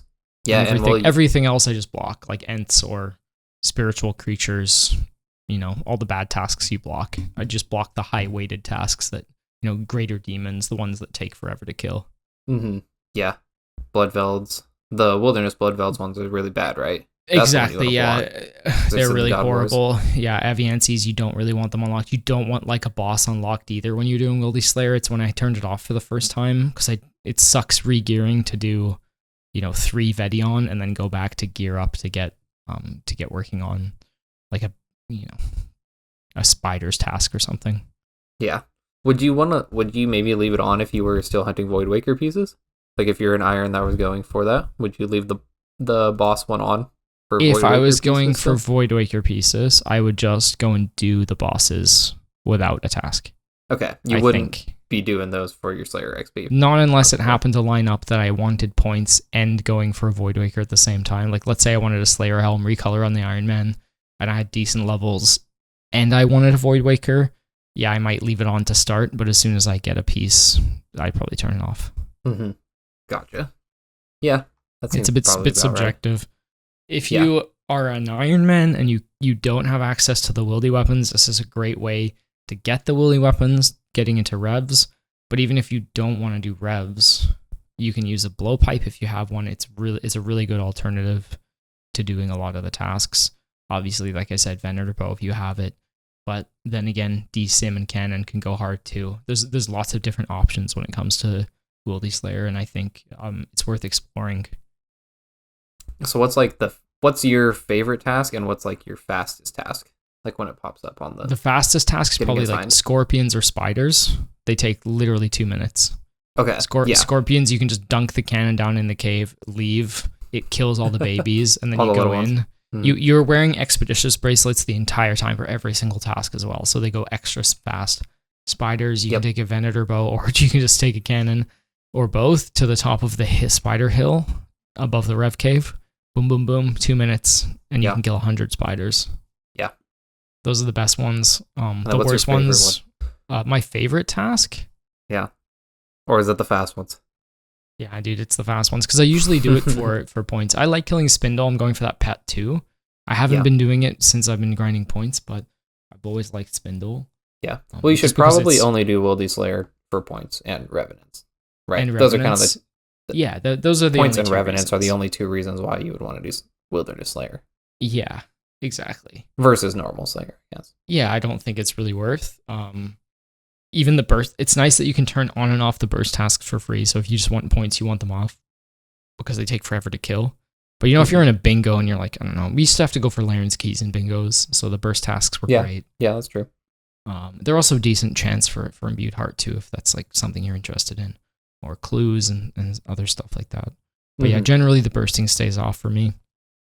I don't know, my favorite task is probably like Anku's or something that takes like 3 minutes and you get a decent chance at the Laren's keys. I've opened 300 Laren's chests, Poplo. Jeez. And what's the rate of the Dagon High? I think it's 1 in 75. Okay. Maybe Have you completed it? I'm gonna look it up actually because let me check. It's 1 in 2 per piece. 1 in 200? And 56 for each individual piece. Oh, okay. So it's divided by 3. That divided by 3, so yeah. So yeah, what do you think how many do you think I have? I think you've at least got 1. I bet you've got a lot. I'm going to say you've got 1 in 85 to get any piece. You've got the full set twice. That's what I'm saying. You think I got the full set twice? I don't have a single piece, Poplo. None? Oh no. I know, it's bad. Dang. It's all good though. I actually ran into a PKer at the Laren's chest today when I cracked all my keys. Did you go full tank? I was wearing a Serp Helm and Ellie, a Toxic Staff of the Dead, and oh my gosh, Black D-Hide, and I had 13 brews with me. He splashed twice and then he dipped. Oh my god. Yeah. Dude, you got some balls bringing that out there. He didn't want the smoke, I'm telling you. He was gone. Kidding. He was gone quickly. Jeez. But it was pretty funny. I've just never seen anyone up there at all. Mm-hmm. Hilarious. But yeah, it's a little aside into Wildy Slayer. I think it's worth doing for people. Is it something that you would explore on your Iron? Totally. Yeah. Mhm. I haven't got to that point yet, but that's definitely something that I'm planning on doing, especially once I want to start getting the block lists all set up, and I get to that point where you need the influx of points before you really start going for the XP, because I feel like the way that the Slayer works is you kind of quest to start, skip a couple things, and then like you get your basis, kind of like what we talked about. You get your bases of you want to save up a couple points so that you can block or skip those crappy tasks. You got your Slayer Helm, you got some stuff unlocked that you might want to do or extended, and then pretty much the whole rest of the time you're just accumulating points, right? That's like the whole thing, is just accumulate points so that you could set up your block lists and skip things. Exactly. Skipping, task storage, all that task stuff that comes a little bit later. Huge. The 500 points, if you can get that at some point, it's massive, especially if you're a bingo person. Big upgrade. Yeah. So I think that once I start getting to that point where I'm really trying to finish the block lists and actually start grinding Slayer, then I'm going to be doing a lot of Wilderness Slayer to try to get rev weapons, a lot of points, and all that stuff too. And good supplies. Yeah. So I think it fits really well in the middle, where I'm you're not really doing it to just get the bursting tasks, to just get EXP, but there's a lot more that you can get out of Slayer in the mid to set yourself up for later tasks too. Yeah, that's really cool that you put it into that mid, and then accumulation of points and XP, and then transitioning into bossing, I guess. Money bossing. If you imbued heart grind after that. There's there's the early, mid, and late game of Slayer. There almost is, and it can be a bit of a slog, but I find it fun the whole way. Yeah, the early is the worst, unless you're skipping Scurious. So. Yeah, the first levels, when you're in the 40s, it's pretty bad when you're doing some of the worst tasks available. You're out there killing cockatrice and pyre fiends, harpy bug swarms, random stuff like that. Yeah, I did. Fever spiders. There were some really horrible infernal mages. I remember killing a ton of infernal mages, brine rats. Until you get to Bloodvelds. Bloodvelds on is when you get some decent tasks, because you get jellies. You start moving into aberrant specters that give you some decent XP, or at least they're close to a bank. But my god, there's some really horrible tasks in the early game. There are. It's a slog. It takes a while at the beginning. But I also got, if you get a Fire Giants or Ice Giants task, you can do Royal Titans. And that's cool. 750 Slayer XP per kill. So I was doing that for a little bit too, which is another good little skip. Nice little tip from Mr. Poplo there, giving us that New Age Slayer technique. That's right. I'll keep you updated on the Dark Slayer tech as it comes in. That's the dark tech that I got. We love dark tech here at the Raids Bank podcast. That's right. Scurious from Inferno to early game Slayer. There's always dark tech around the corner. That's right. Oh god. Okay, the next part is kind of a big one, Poplo. And a lot of people fall into this trap. Ooh, what is it? When is it time to abandon the task streak and move on to our best friend Turiel / Aya? Oh, man. All right. You want to hear my hot take? Let's hear it. Abandon it immediately. I don't even stack up a task streak, man. Wait, you abandoned it from the start.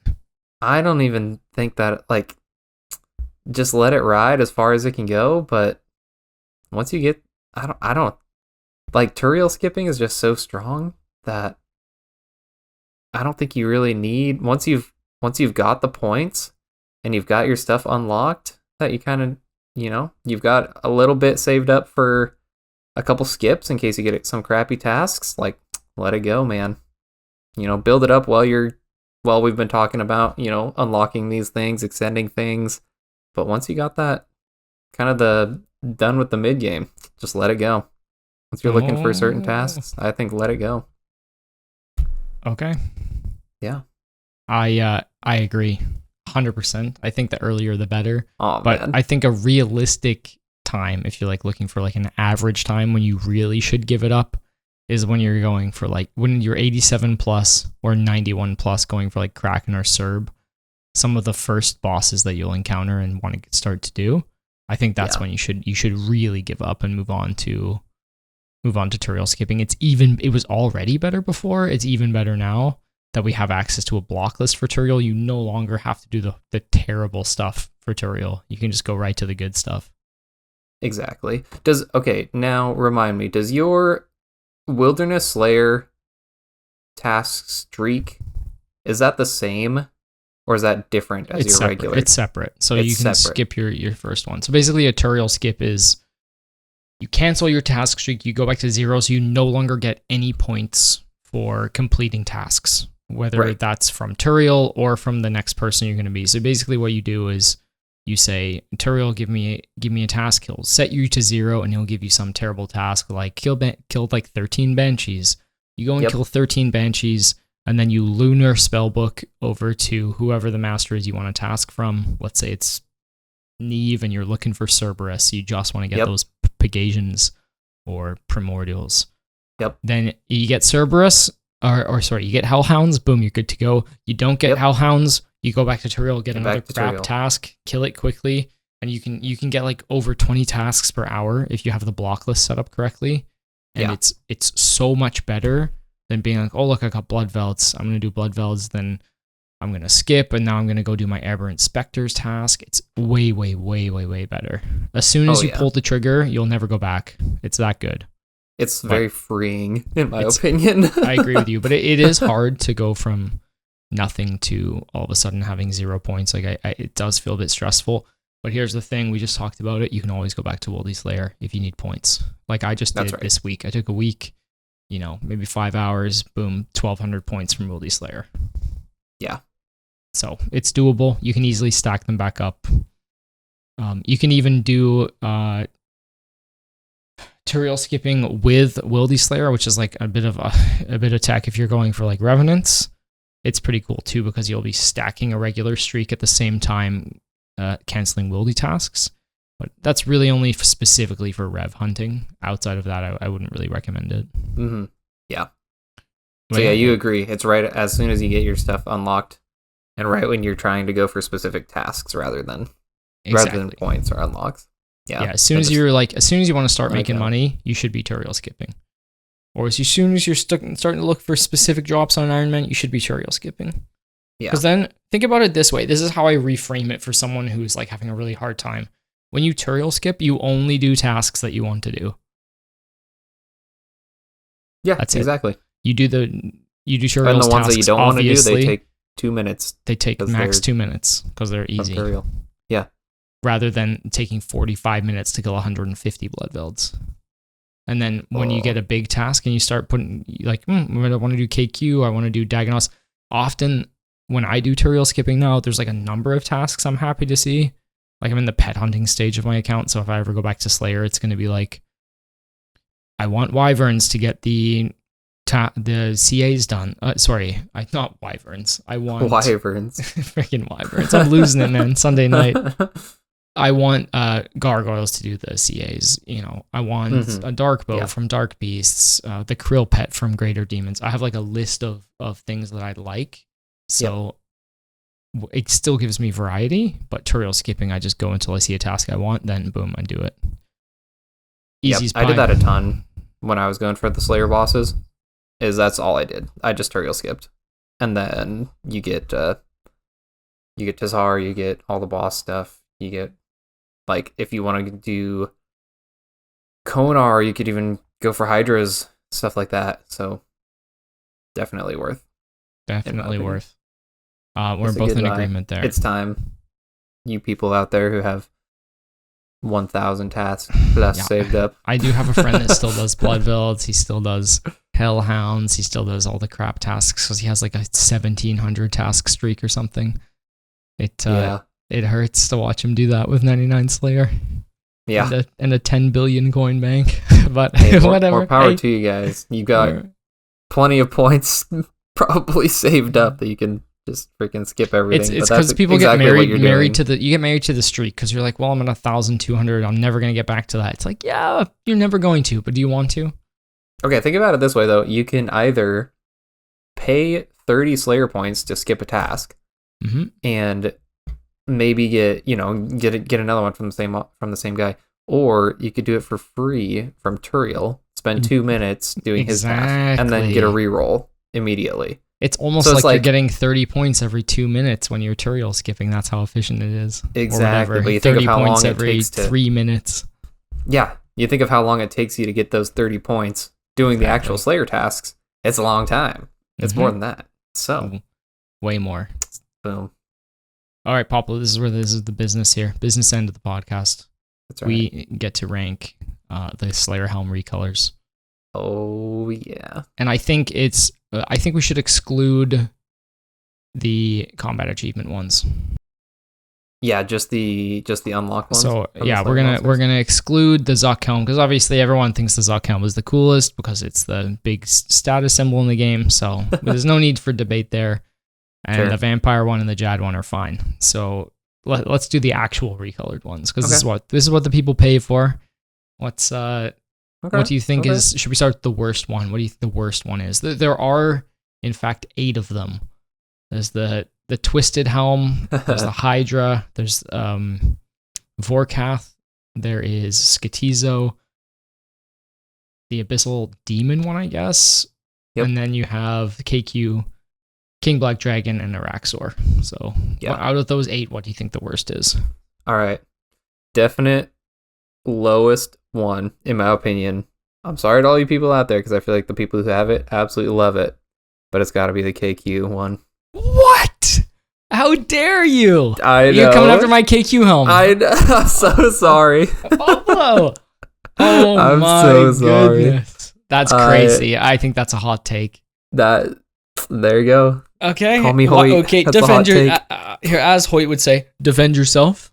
Defend your position. I don't know, man. It looks like the budget Araxite one now, in my opinion. I think the Araxite one is just cooler. The Hydra one's cooler. I don't know. I just think that it's like a puke green color. I don't Puke like green. it. Oh, okay. Yeah. Fair enough. Sorry. Fair enough. He's defended his position. I disagree. But there we go. There's no I status to it. Everyone's got 1,000 KQ That's true. heads. Are there any status? I think there's status to like maybe 2 of these or 3.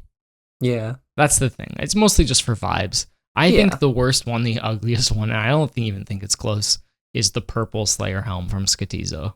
The purple one. Yeah, I like the purple one. The reason why I think it's the worst one is because always the biggest... Okay, if you have a purple helm out there, plug your ears for a second. I think the biggest noobs wear the purple one because it's the claw. The dark claw is the thing you'll get the first out of any of these. Like, unless you buy Twisted Horns from the GE. It's the first thing you'll get. So you're like, oh, I got a dark claw. I'm gonna go make the purple Slayer helm. I swear to God, that's what happens every time. People get one of those totems. They kill an early Skatizo, they pull the dark claw, and then boom, they're on the war path to get the purple Slayer helm. I'm telling you, it's what people do. I've seen it so many times. Never personally did it myself, but that's what I see people do. I think it's the ugliest. Wow. And it doesn't match anything either. I love the color purple, but it doesn't match anything. It's a 0 for me. 0 out of 10. Okay. That's fair. That is fair. Okay, what's next for you? I think it's... Okay, the next worst? Yeah, we're going up now, so it's 7th place. Okay. 7th place... Oh, this is a tough one.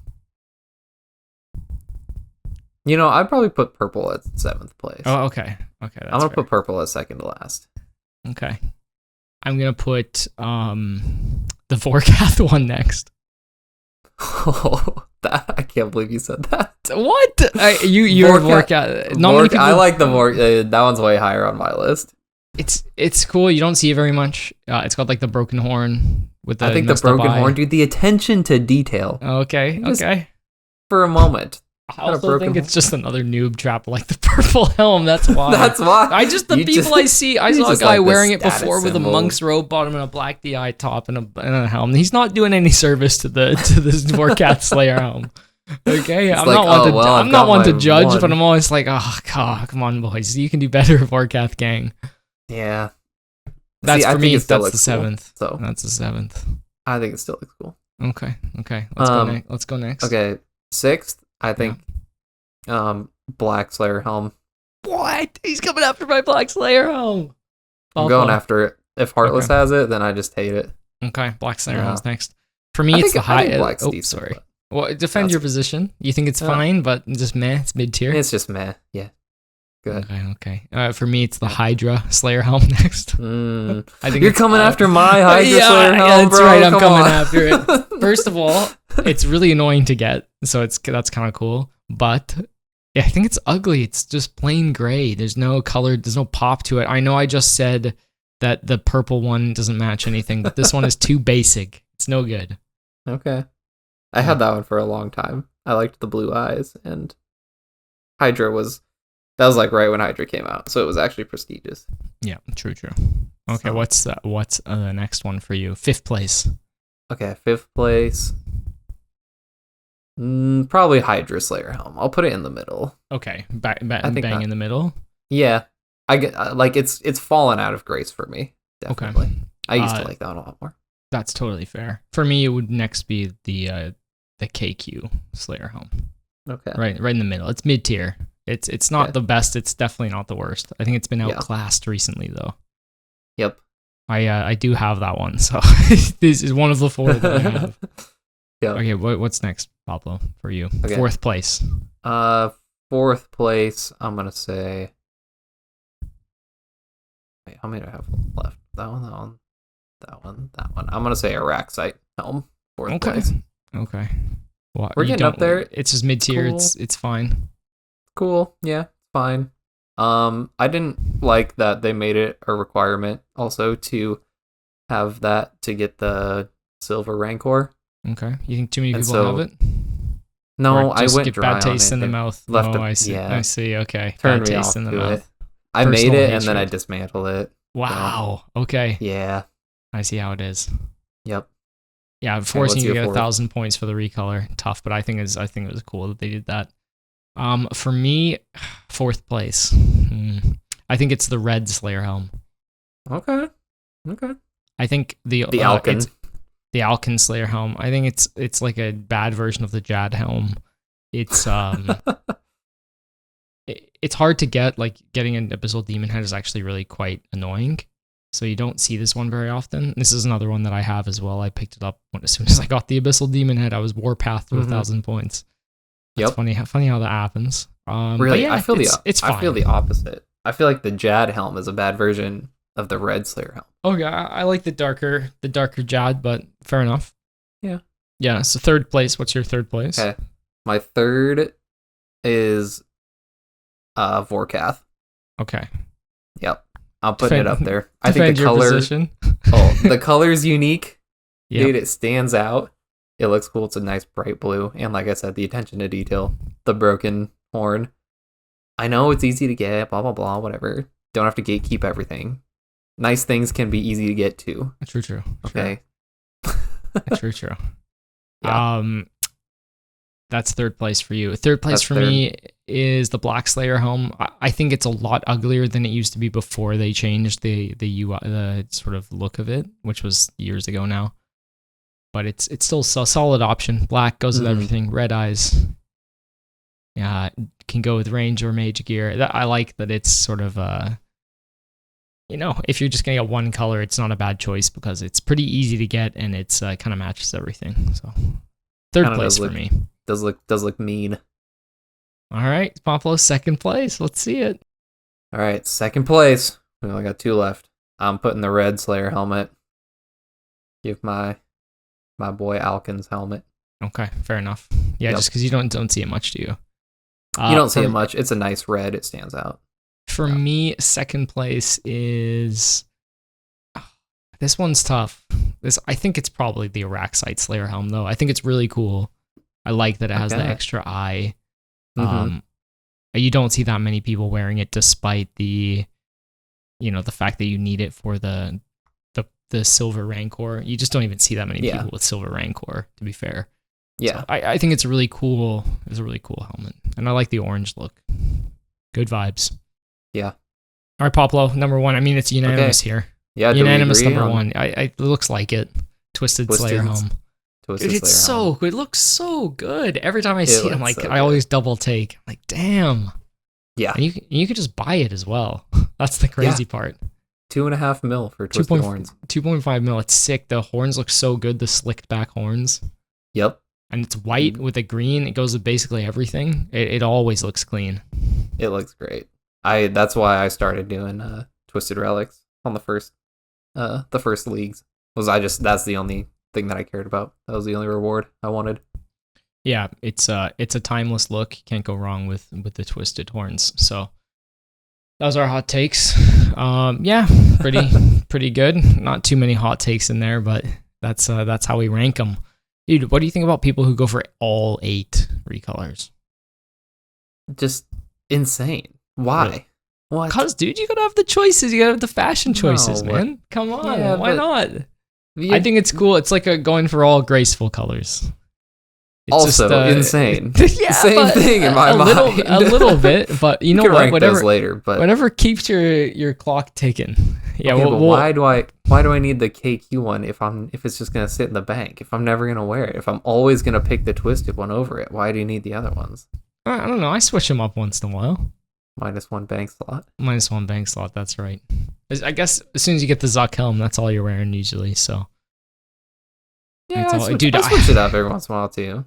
I gotta say, actually, I lost the Slayer helm when I was doing old Callisto back in the day. I was wearing the red Slayer helm, so the Abyssal Demon one. Oh. And the old Callisto tech is you would have to lure him out of multi, basically into the single strip so you could hit him. And it was an elaborate lure. I remember that. And you would use you could use a whip or some kind of slash. Varix flail. There's a bunch of different options that you could use, but I ended up just whipping it mostly. Well, it was Verax Flail on stab. I remember that.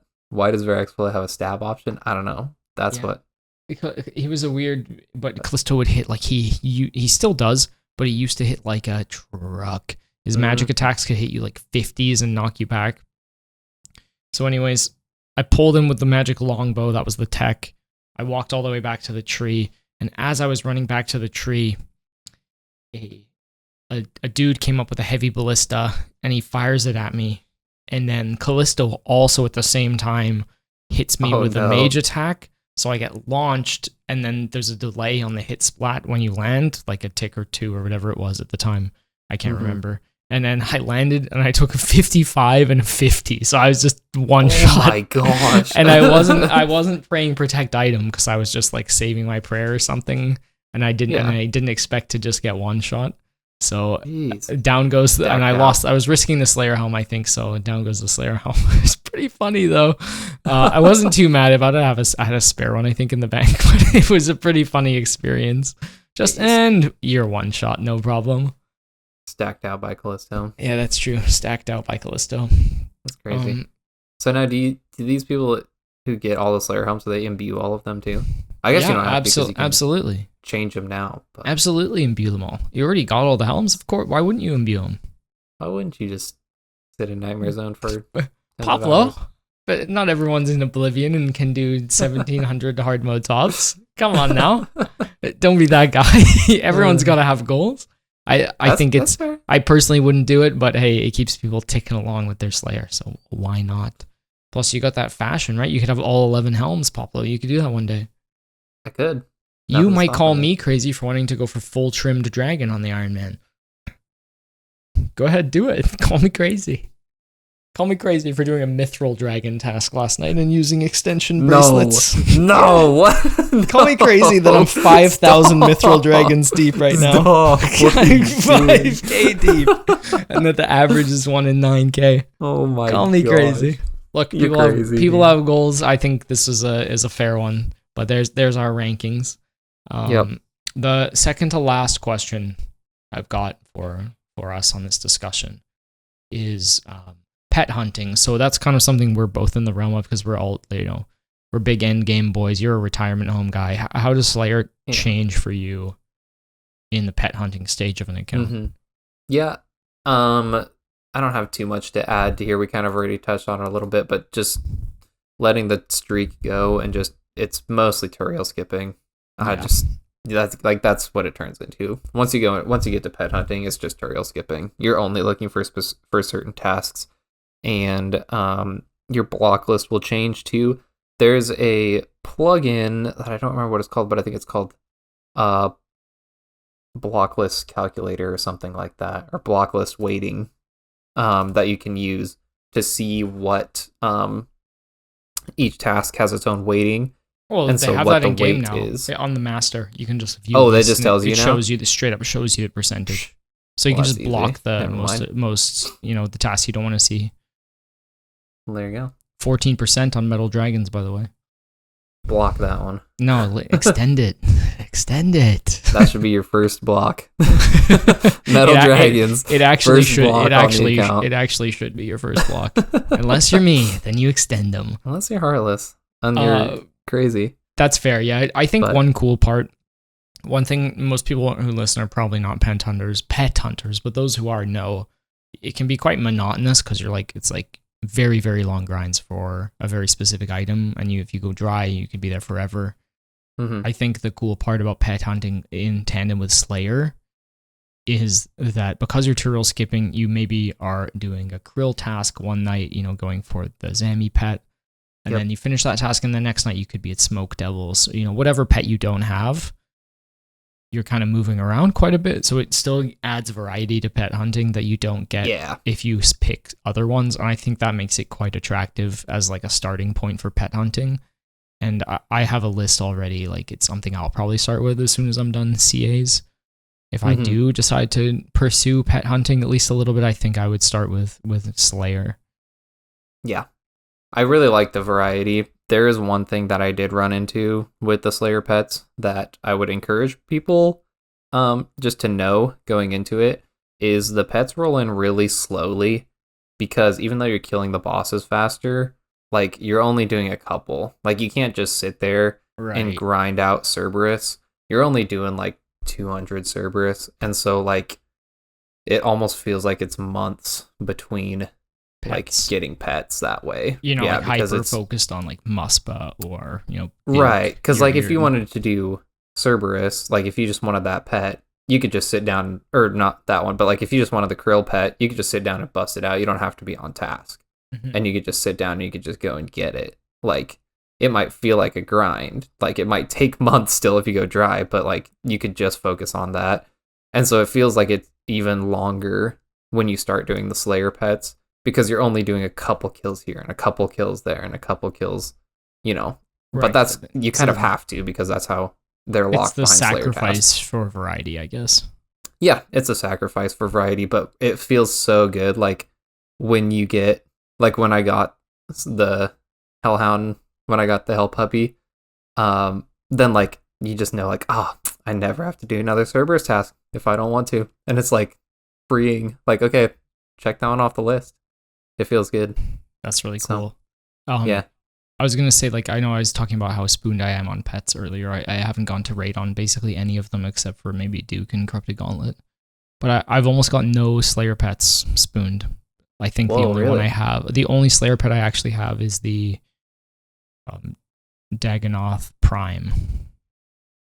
Oh, I have no DKs. Damn! Pets. I actually have 2 primes. I didn't even notice the second one. Wow. I guess I have. Oh, that's actually. I'm totally lying, because I do have Hydra and Cerberus, so I got a couple. But definitely the majority of my pets are like in the other grinds, not so much. There's still like tons of Slayer ones left. Yeah. Which I think is something I'd be interested in doing in the future for sure. Yeah. But yeah, that's a good one. I got really lucky on the crappy ones. I got Abyssal Orphan early. Nice. I got Grotesque Guardians a little early. KQ early. So that's good. Yeah, Grotesque Guardians. You don't want to go dry there. No. Like I went dry for Smoke Devil and Cerberus, but like those are fast. We take those. Smoke Devil is a good Who cares? Yeah, exactly. Okay, so this is the last question before we roll into the chest room, and it's what would you add to Slayer? I don't know. I kind of maybe have two answers, and the first one is like figure out a way that Partner Slayer could actually work. I think that's what I would say. What would I add to Slayer? I would actually figure out a way to do Partner Slayer of like you both working on a task. Like maybe you could have each of you could have a task, and then like you could help each other out or something. Like I don't really care if it's like busted or anything like that. Just the way that Partner Slayer works is so janky right now. It doesn't exist anymore. Oh, it's not even in the game anymore? Dude, no, it was for 4 years between like 2017 and 2020, and then they axed it. They took it out. So basically it used to be if you could invite someone onto your task. I think the idea was like, oh, I have a Kriara, I have an Aviansi's task. Poplo, why don't you come and join me? We can go kill it together. We both get Slayer Helms, and we don't need to both hunt for a task. Yeah. But no one really used it. It was a bit janky. You had to not have a task for it to work. There was like cheating stuff about people being able to get tasks they didn't have the level for, and that I think they're looking into like bringing it back, but right now it just doesn't exist.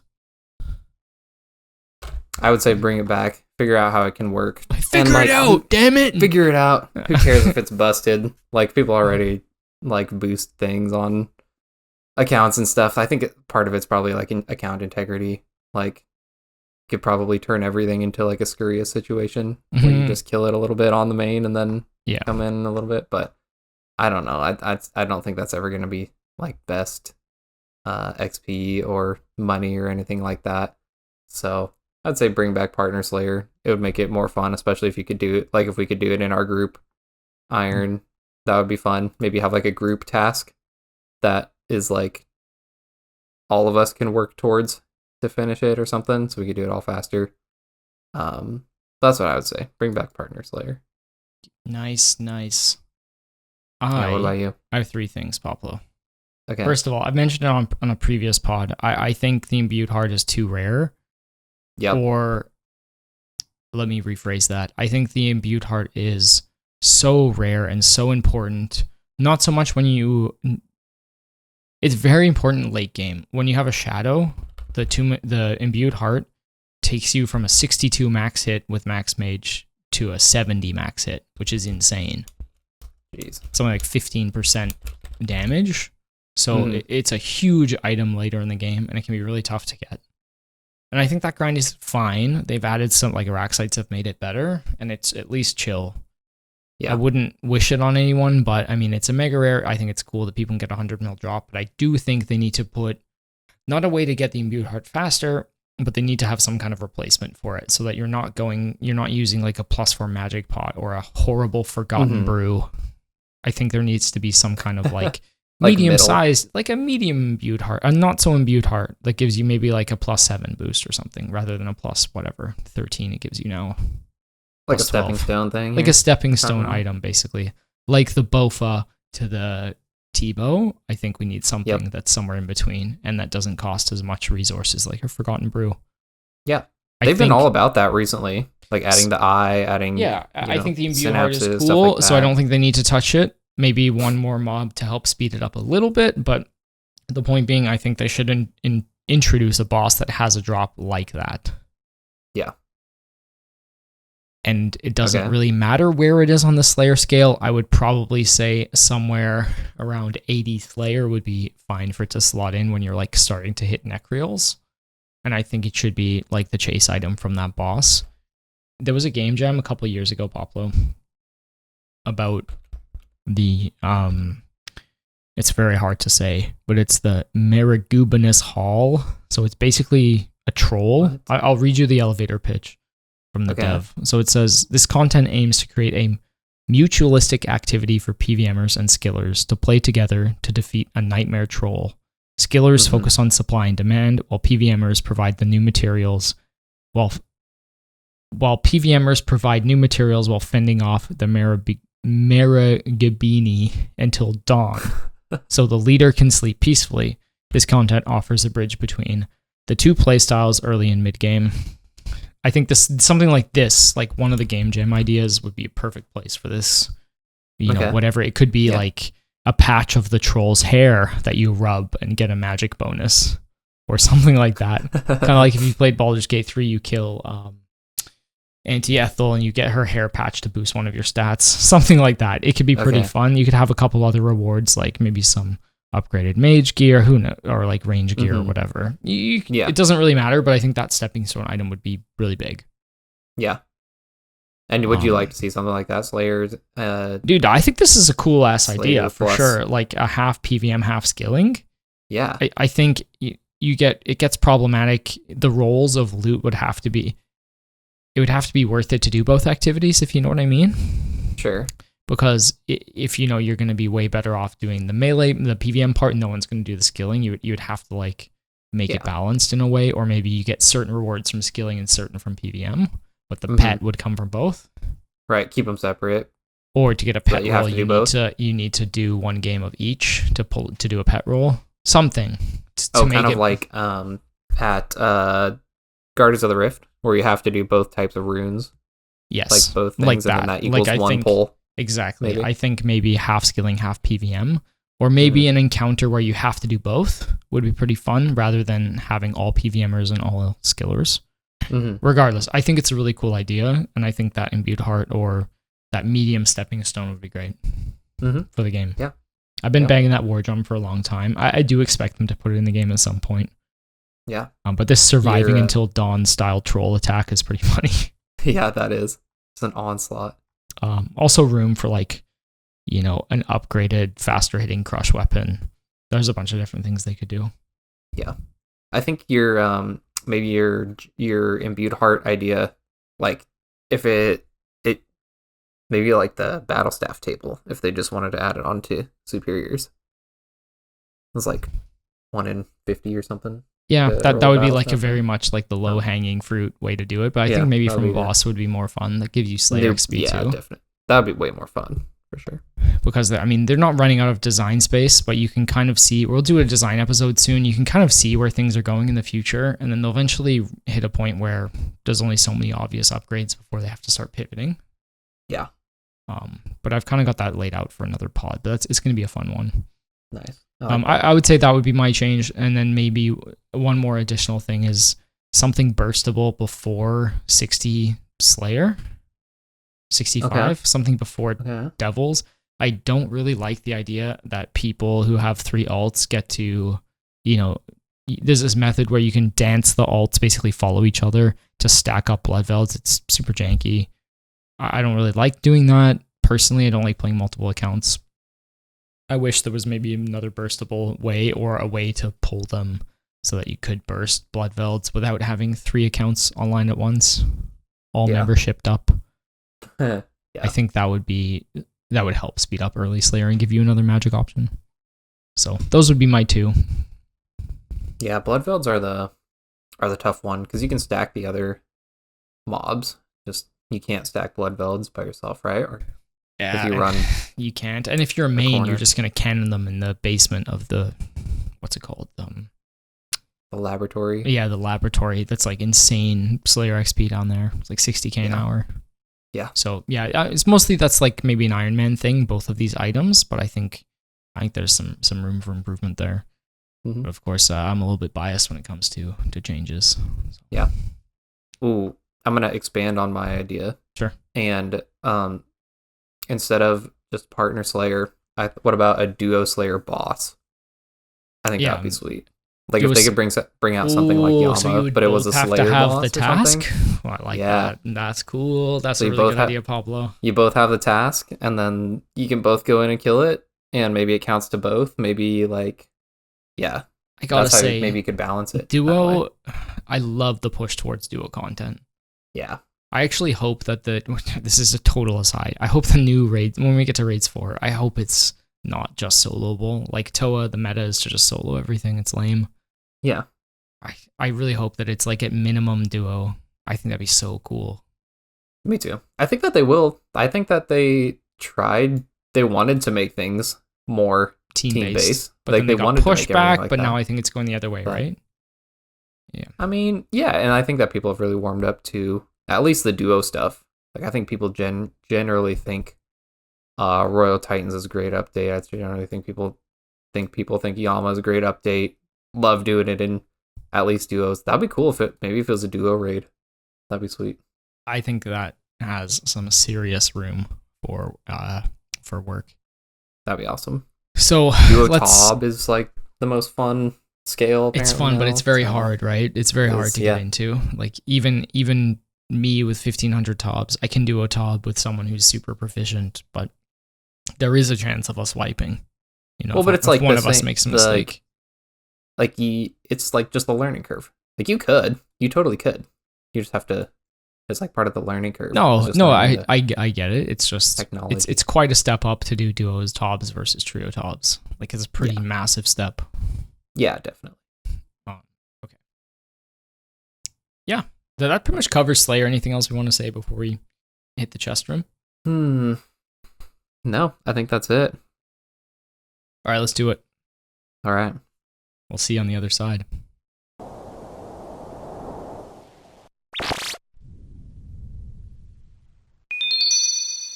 Okay, welcome to the chest room. Excited, Poplo? Yeah, I can't lose this week. Well, it's not a game show this week. I'm just going to tell a story. Oh, man. Are you disappointed? Well, I figured we've been doing a lot of game shows. So I'm going to switch it up a little bit. Yeah. So, and Hoyt's not here. It's it's not the same without having the captain here to be part of the games. So we'll save the games. We'll save the games for this week.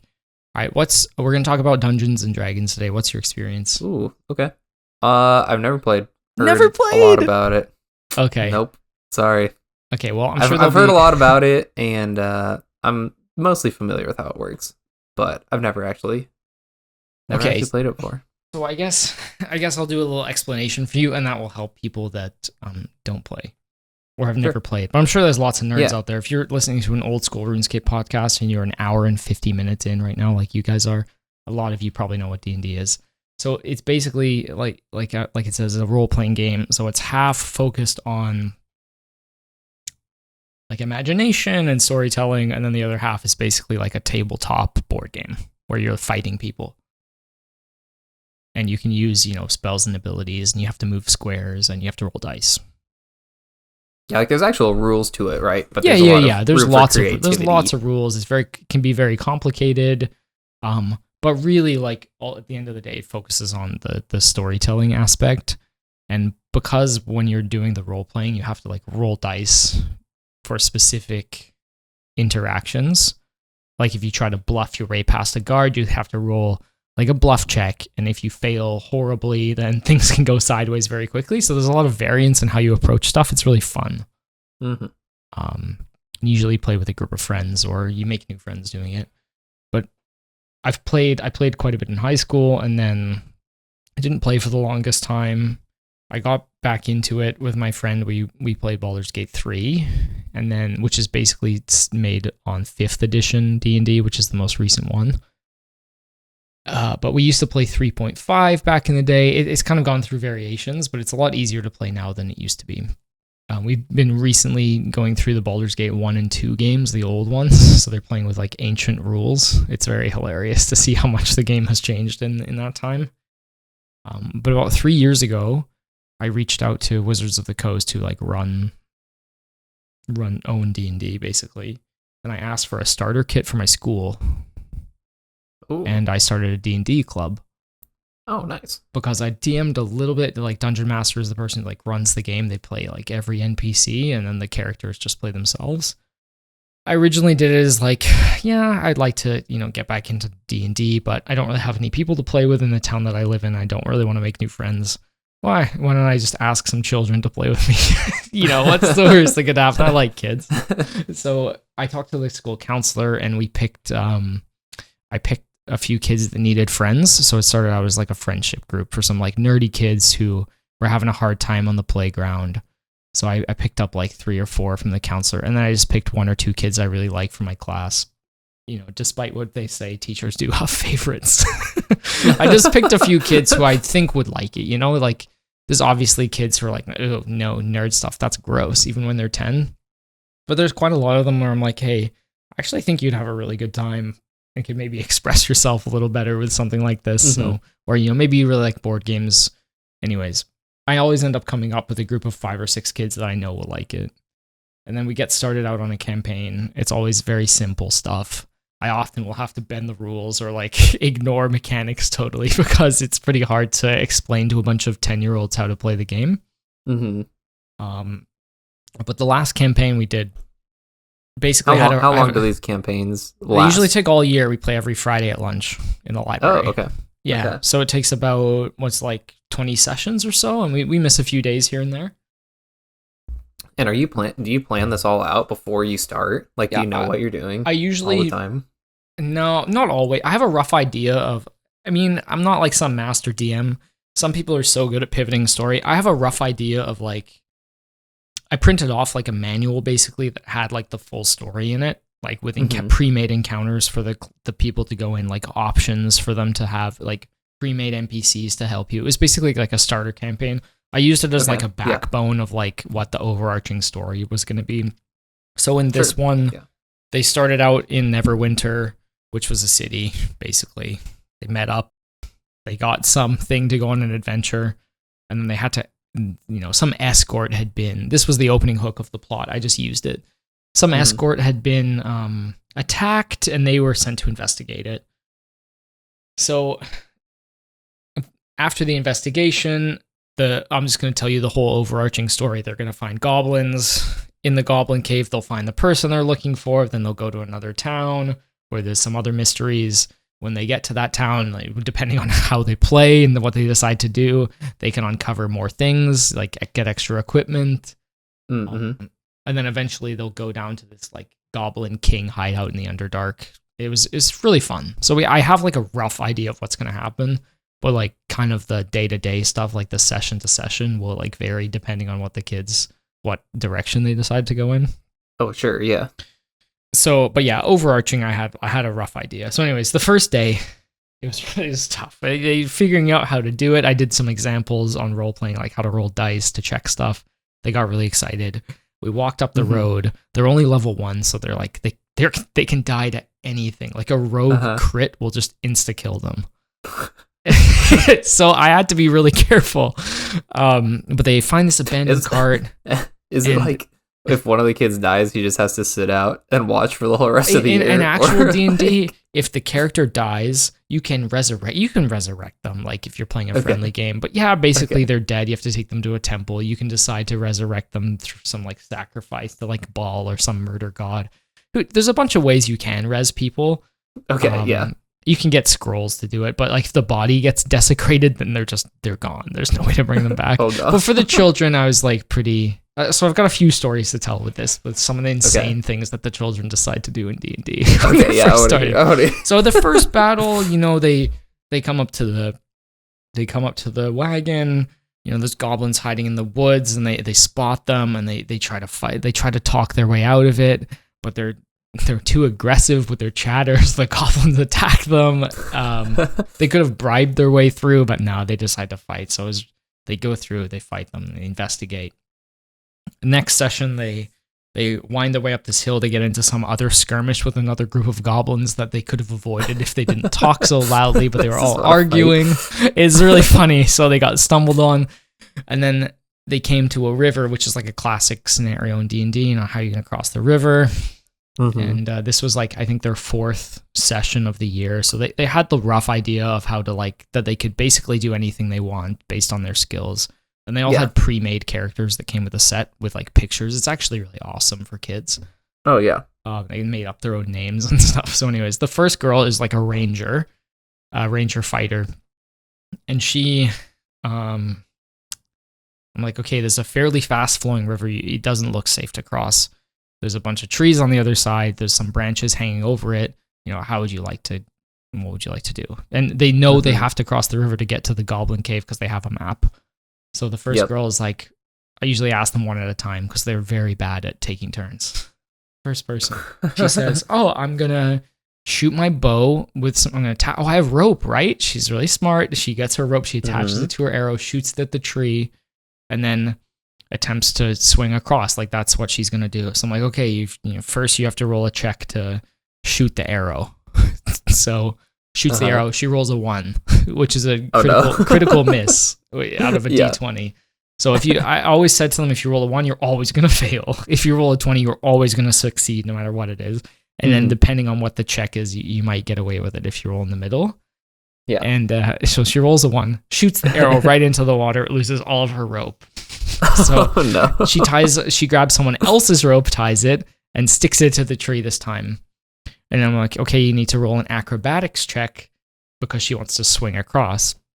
She's like, okay, no problem. Rolls the dice. 1 again.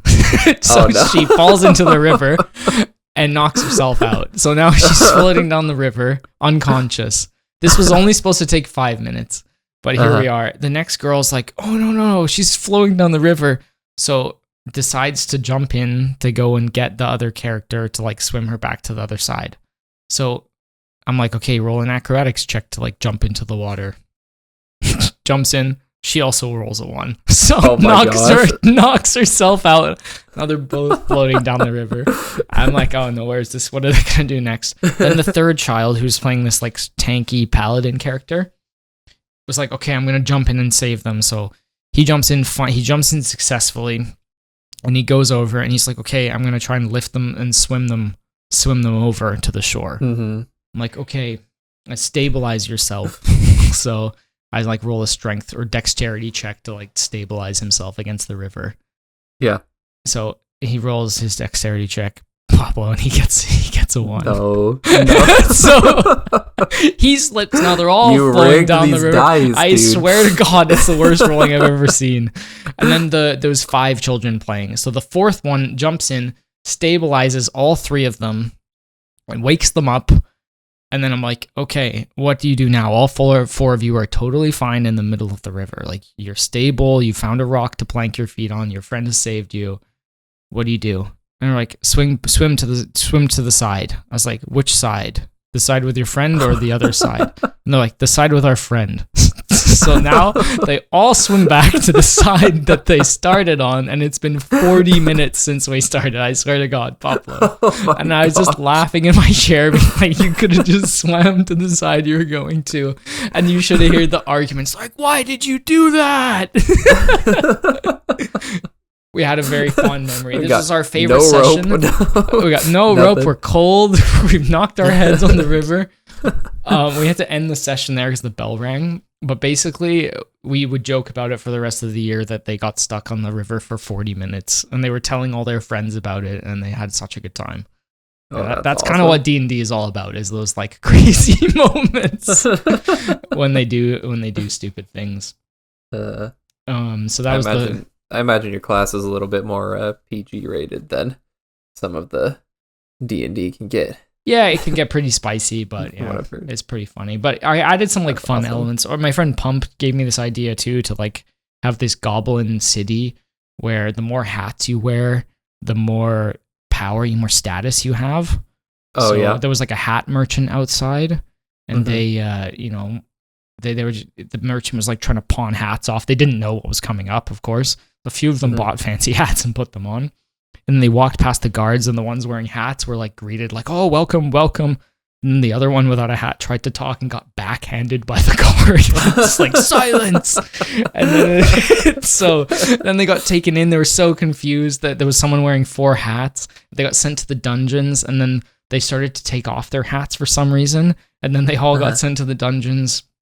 And then inside the dungeon, one kid found there was 2 buckets, one of them for shit and one of them for water. I didn't use the word shit, but you know what I mean. And one kid put the bucket on his head and put the bucket of shit on top of that, so he outranked the guard outside the gate. And then he made his way up and started demanding hats from everyone. It was really funny. And then they eventually found the guy that had 100 hats, and they were nailed onto the wall. Oh my gosh. It was That's awesome. But they come up with some insane things. And yeah, D&D is just a really fun time. Yeah, that's awesome, dude. Yeah. I've got really fun to play. I'll share a few more D&D stories next time. There's a few more locked and loaded, but I feel like we've chatted enough for today. And I'll save them for when Hoyt's here, because I'm sure he'd like to hear a few more of them. Sure. Yeah. No, that's awesome. All right, Poplo. It's been a pleasure as usual. Yes, sir. And always a good time. We'll see you all next week. Take care. All right. See ya.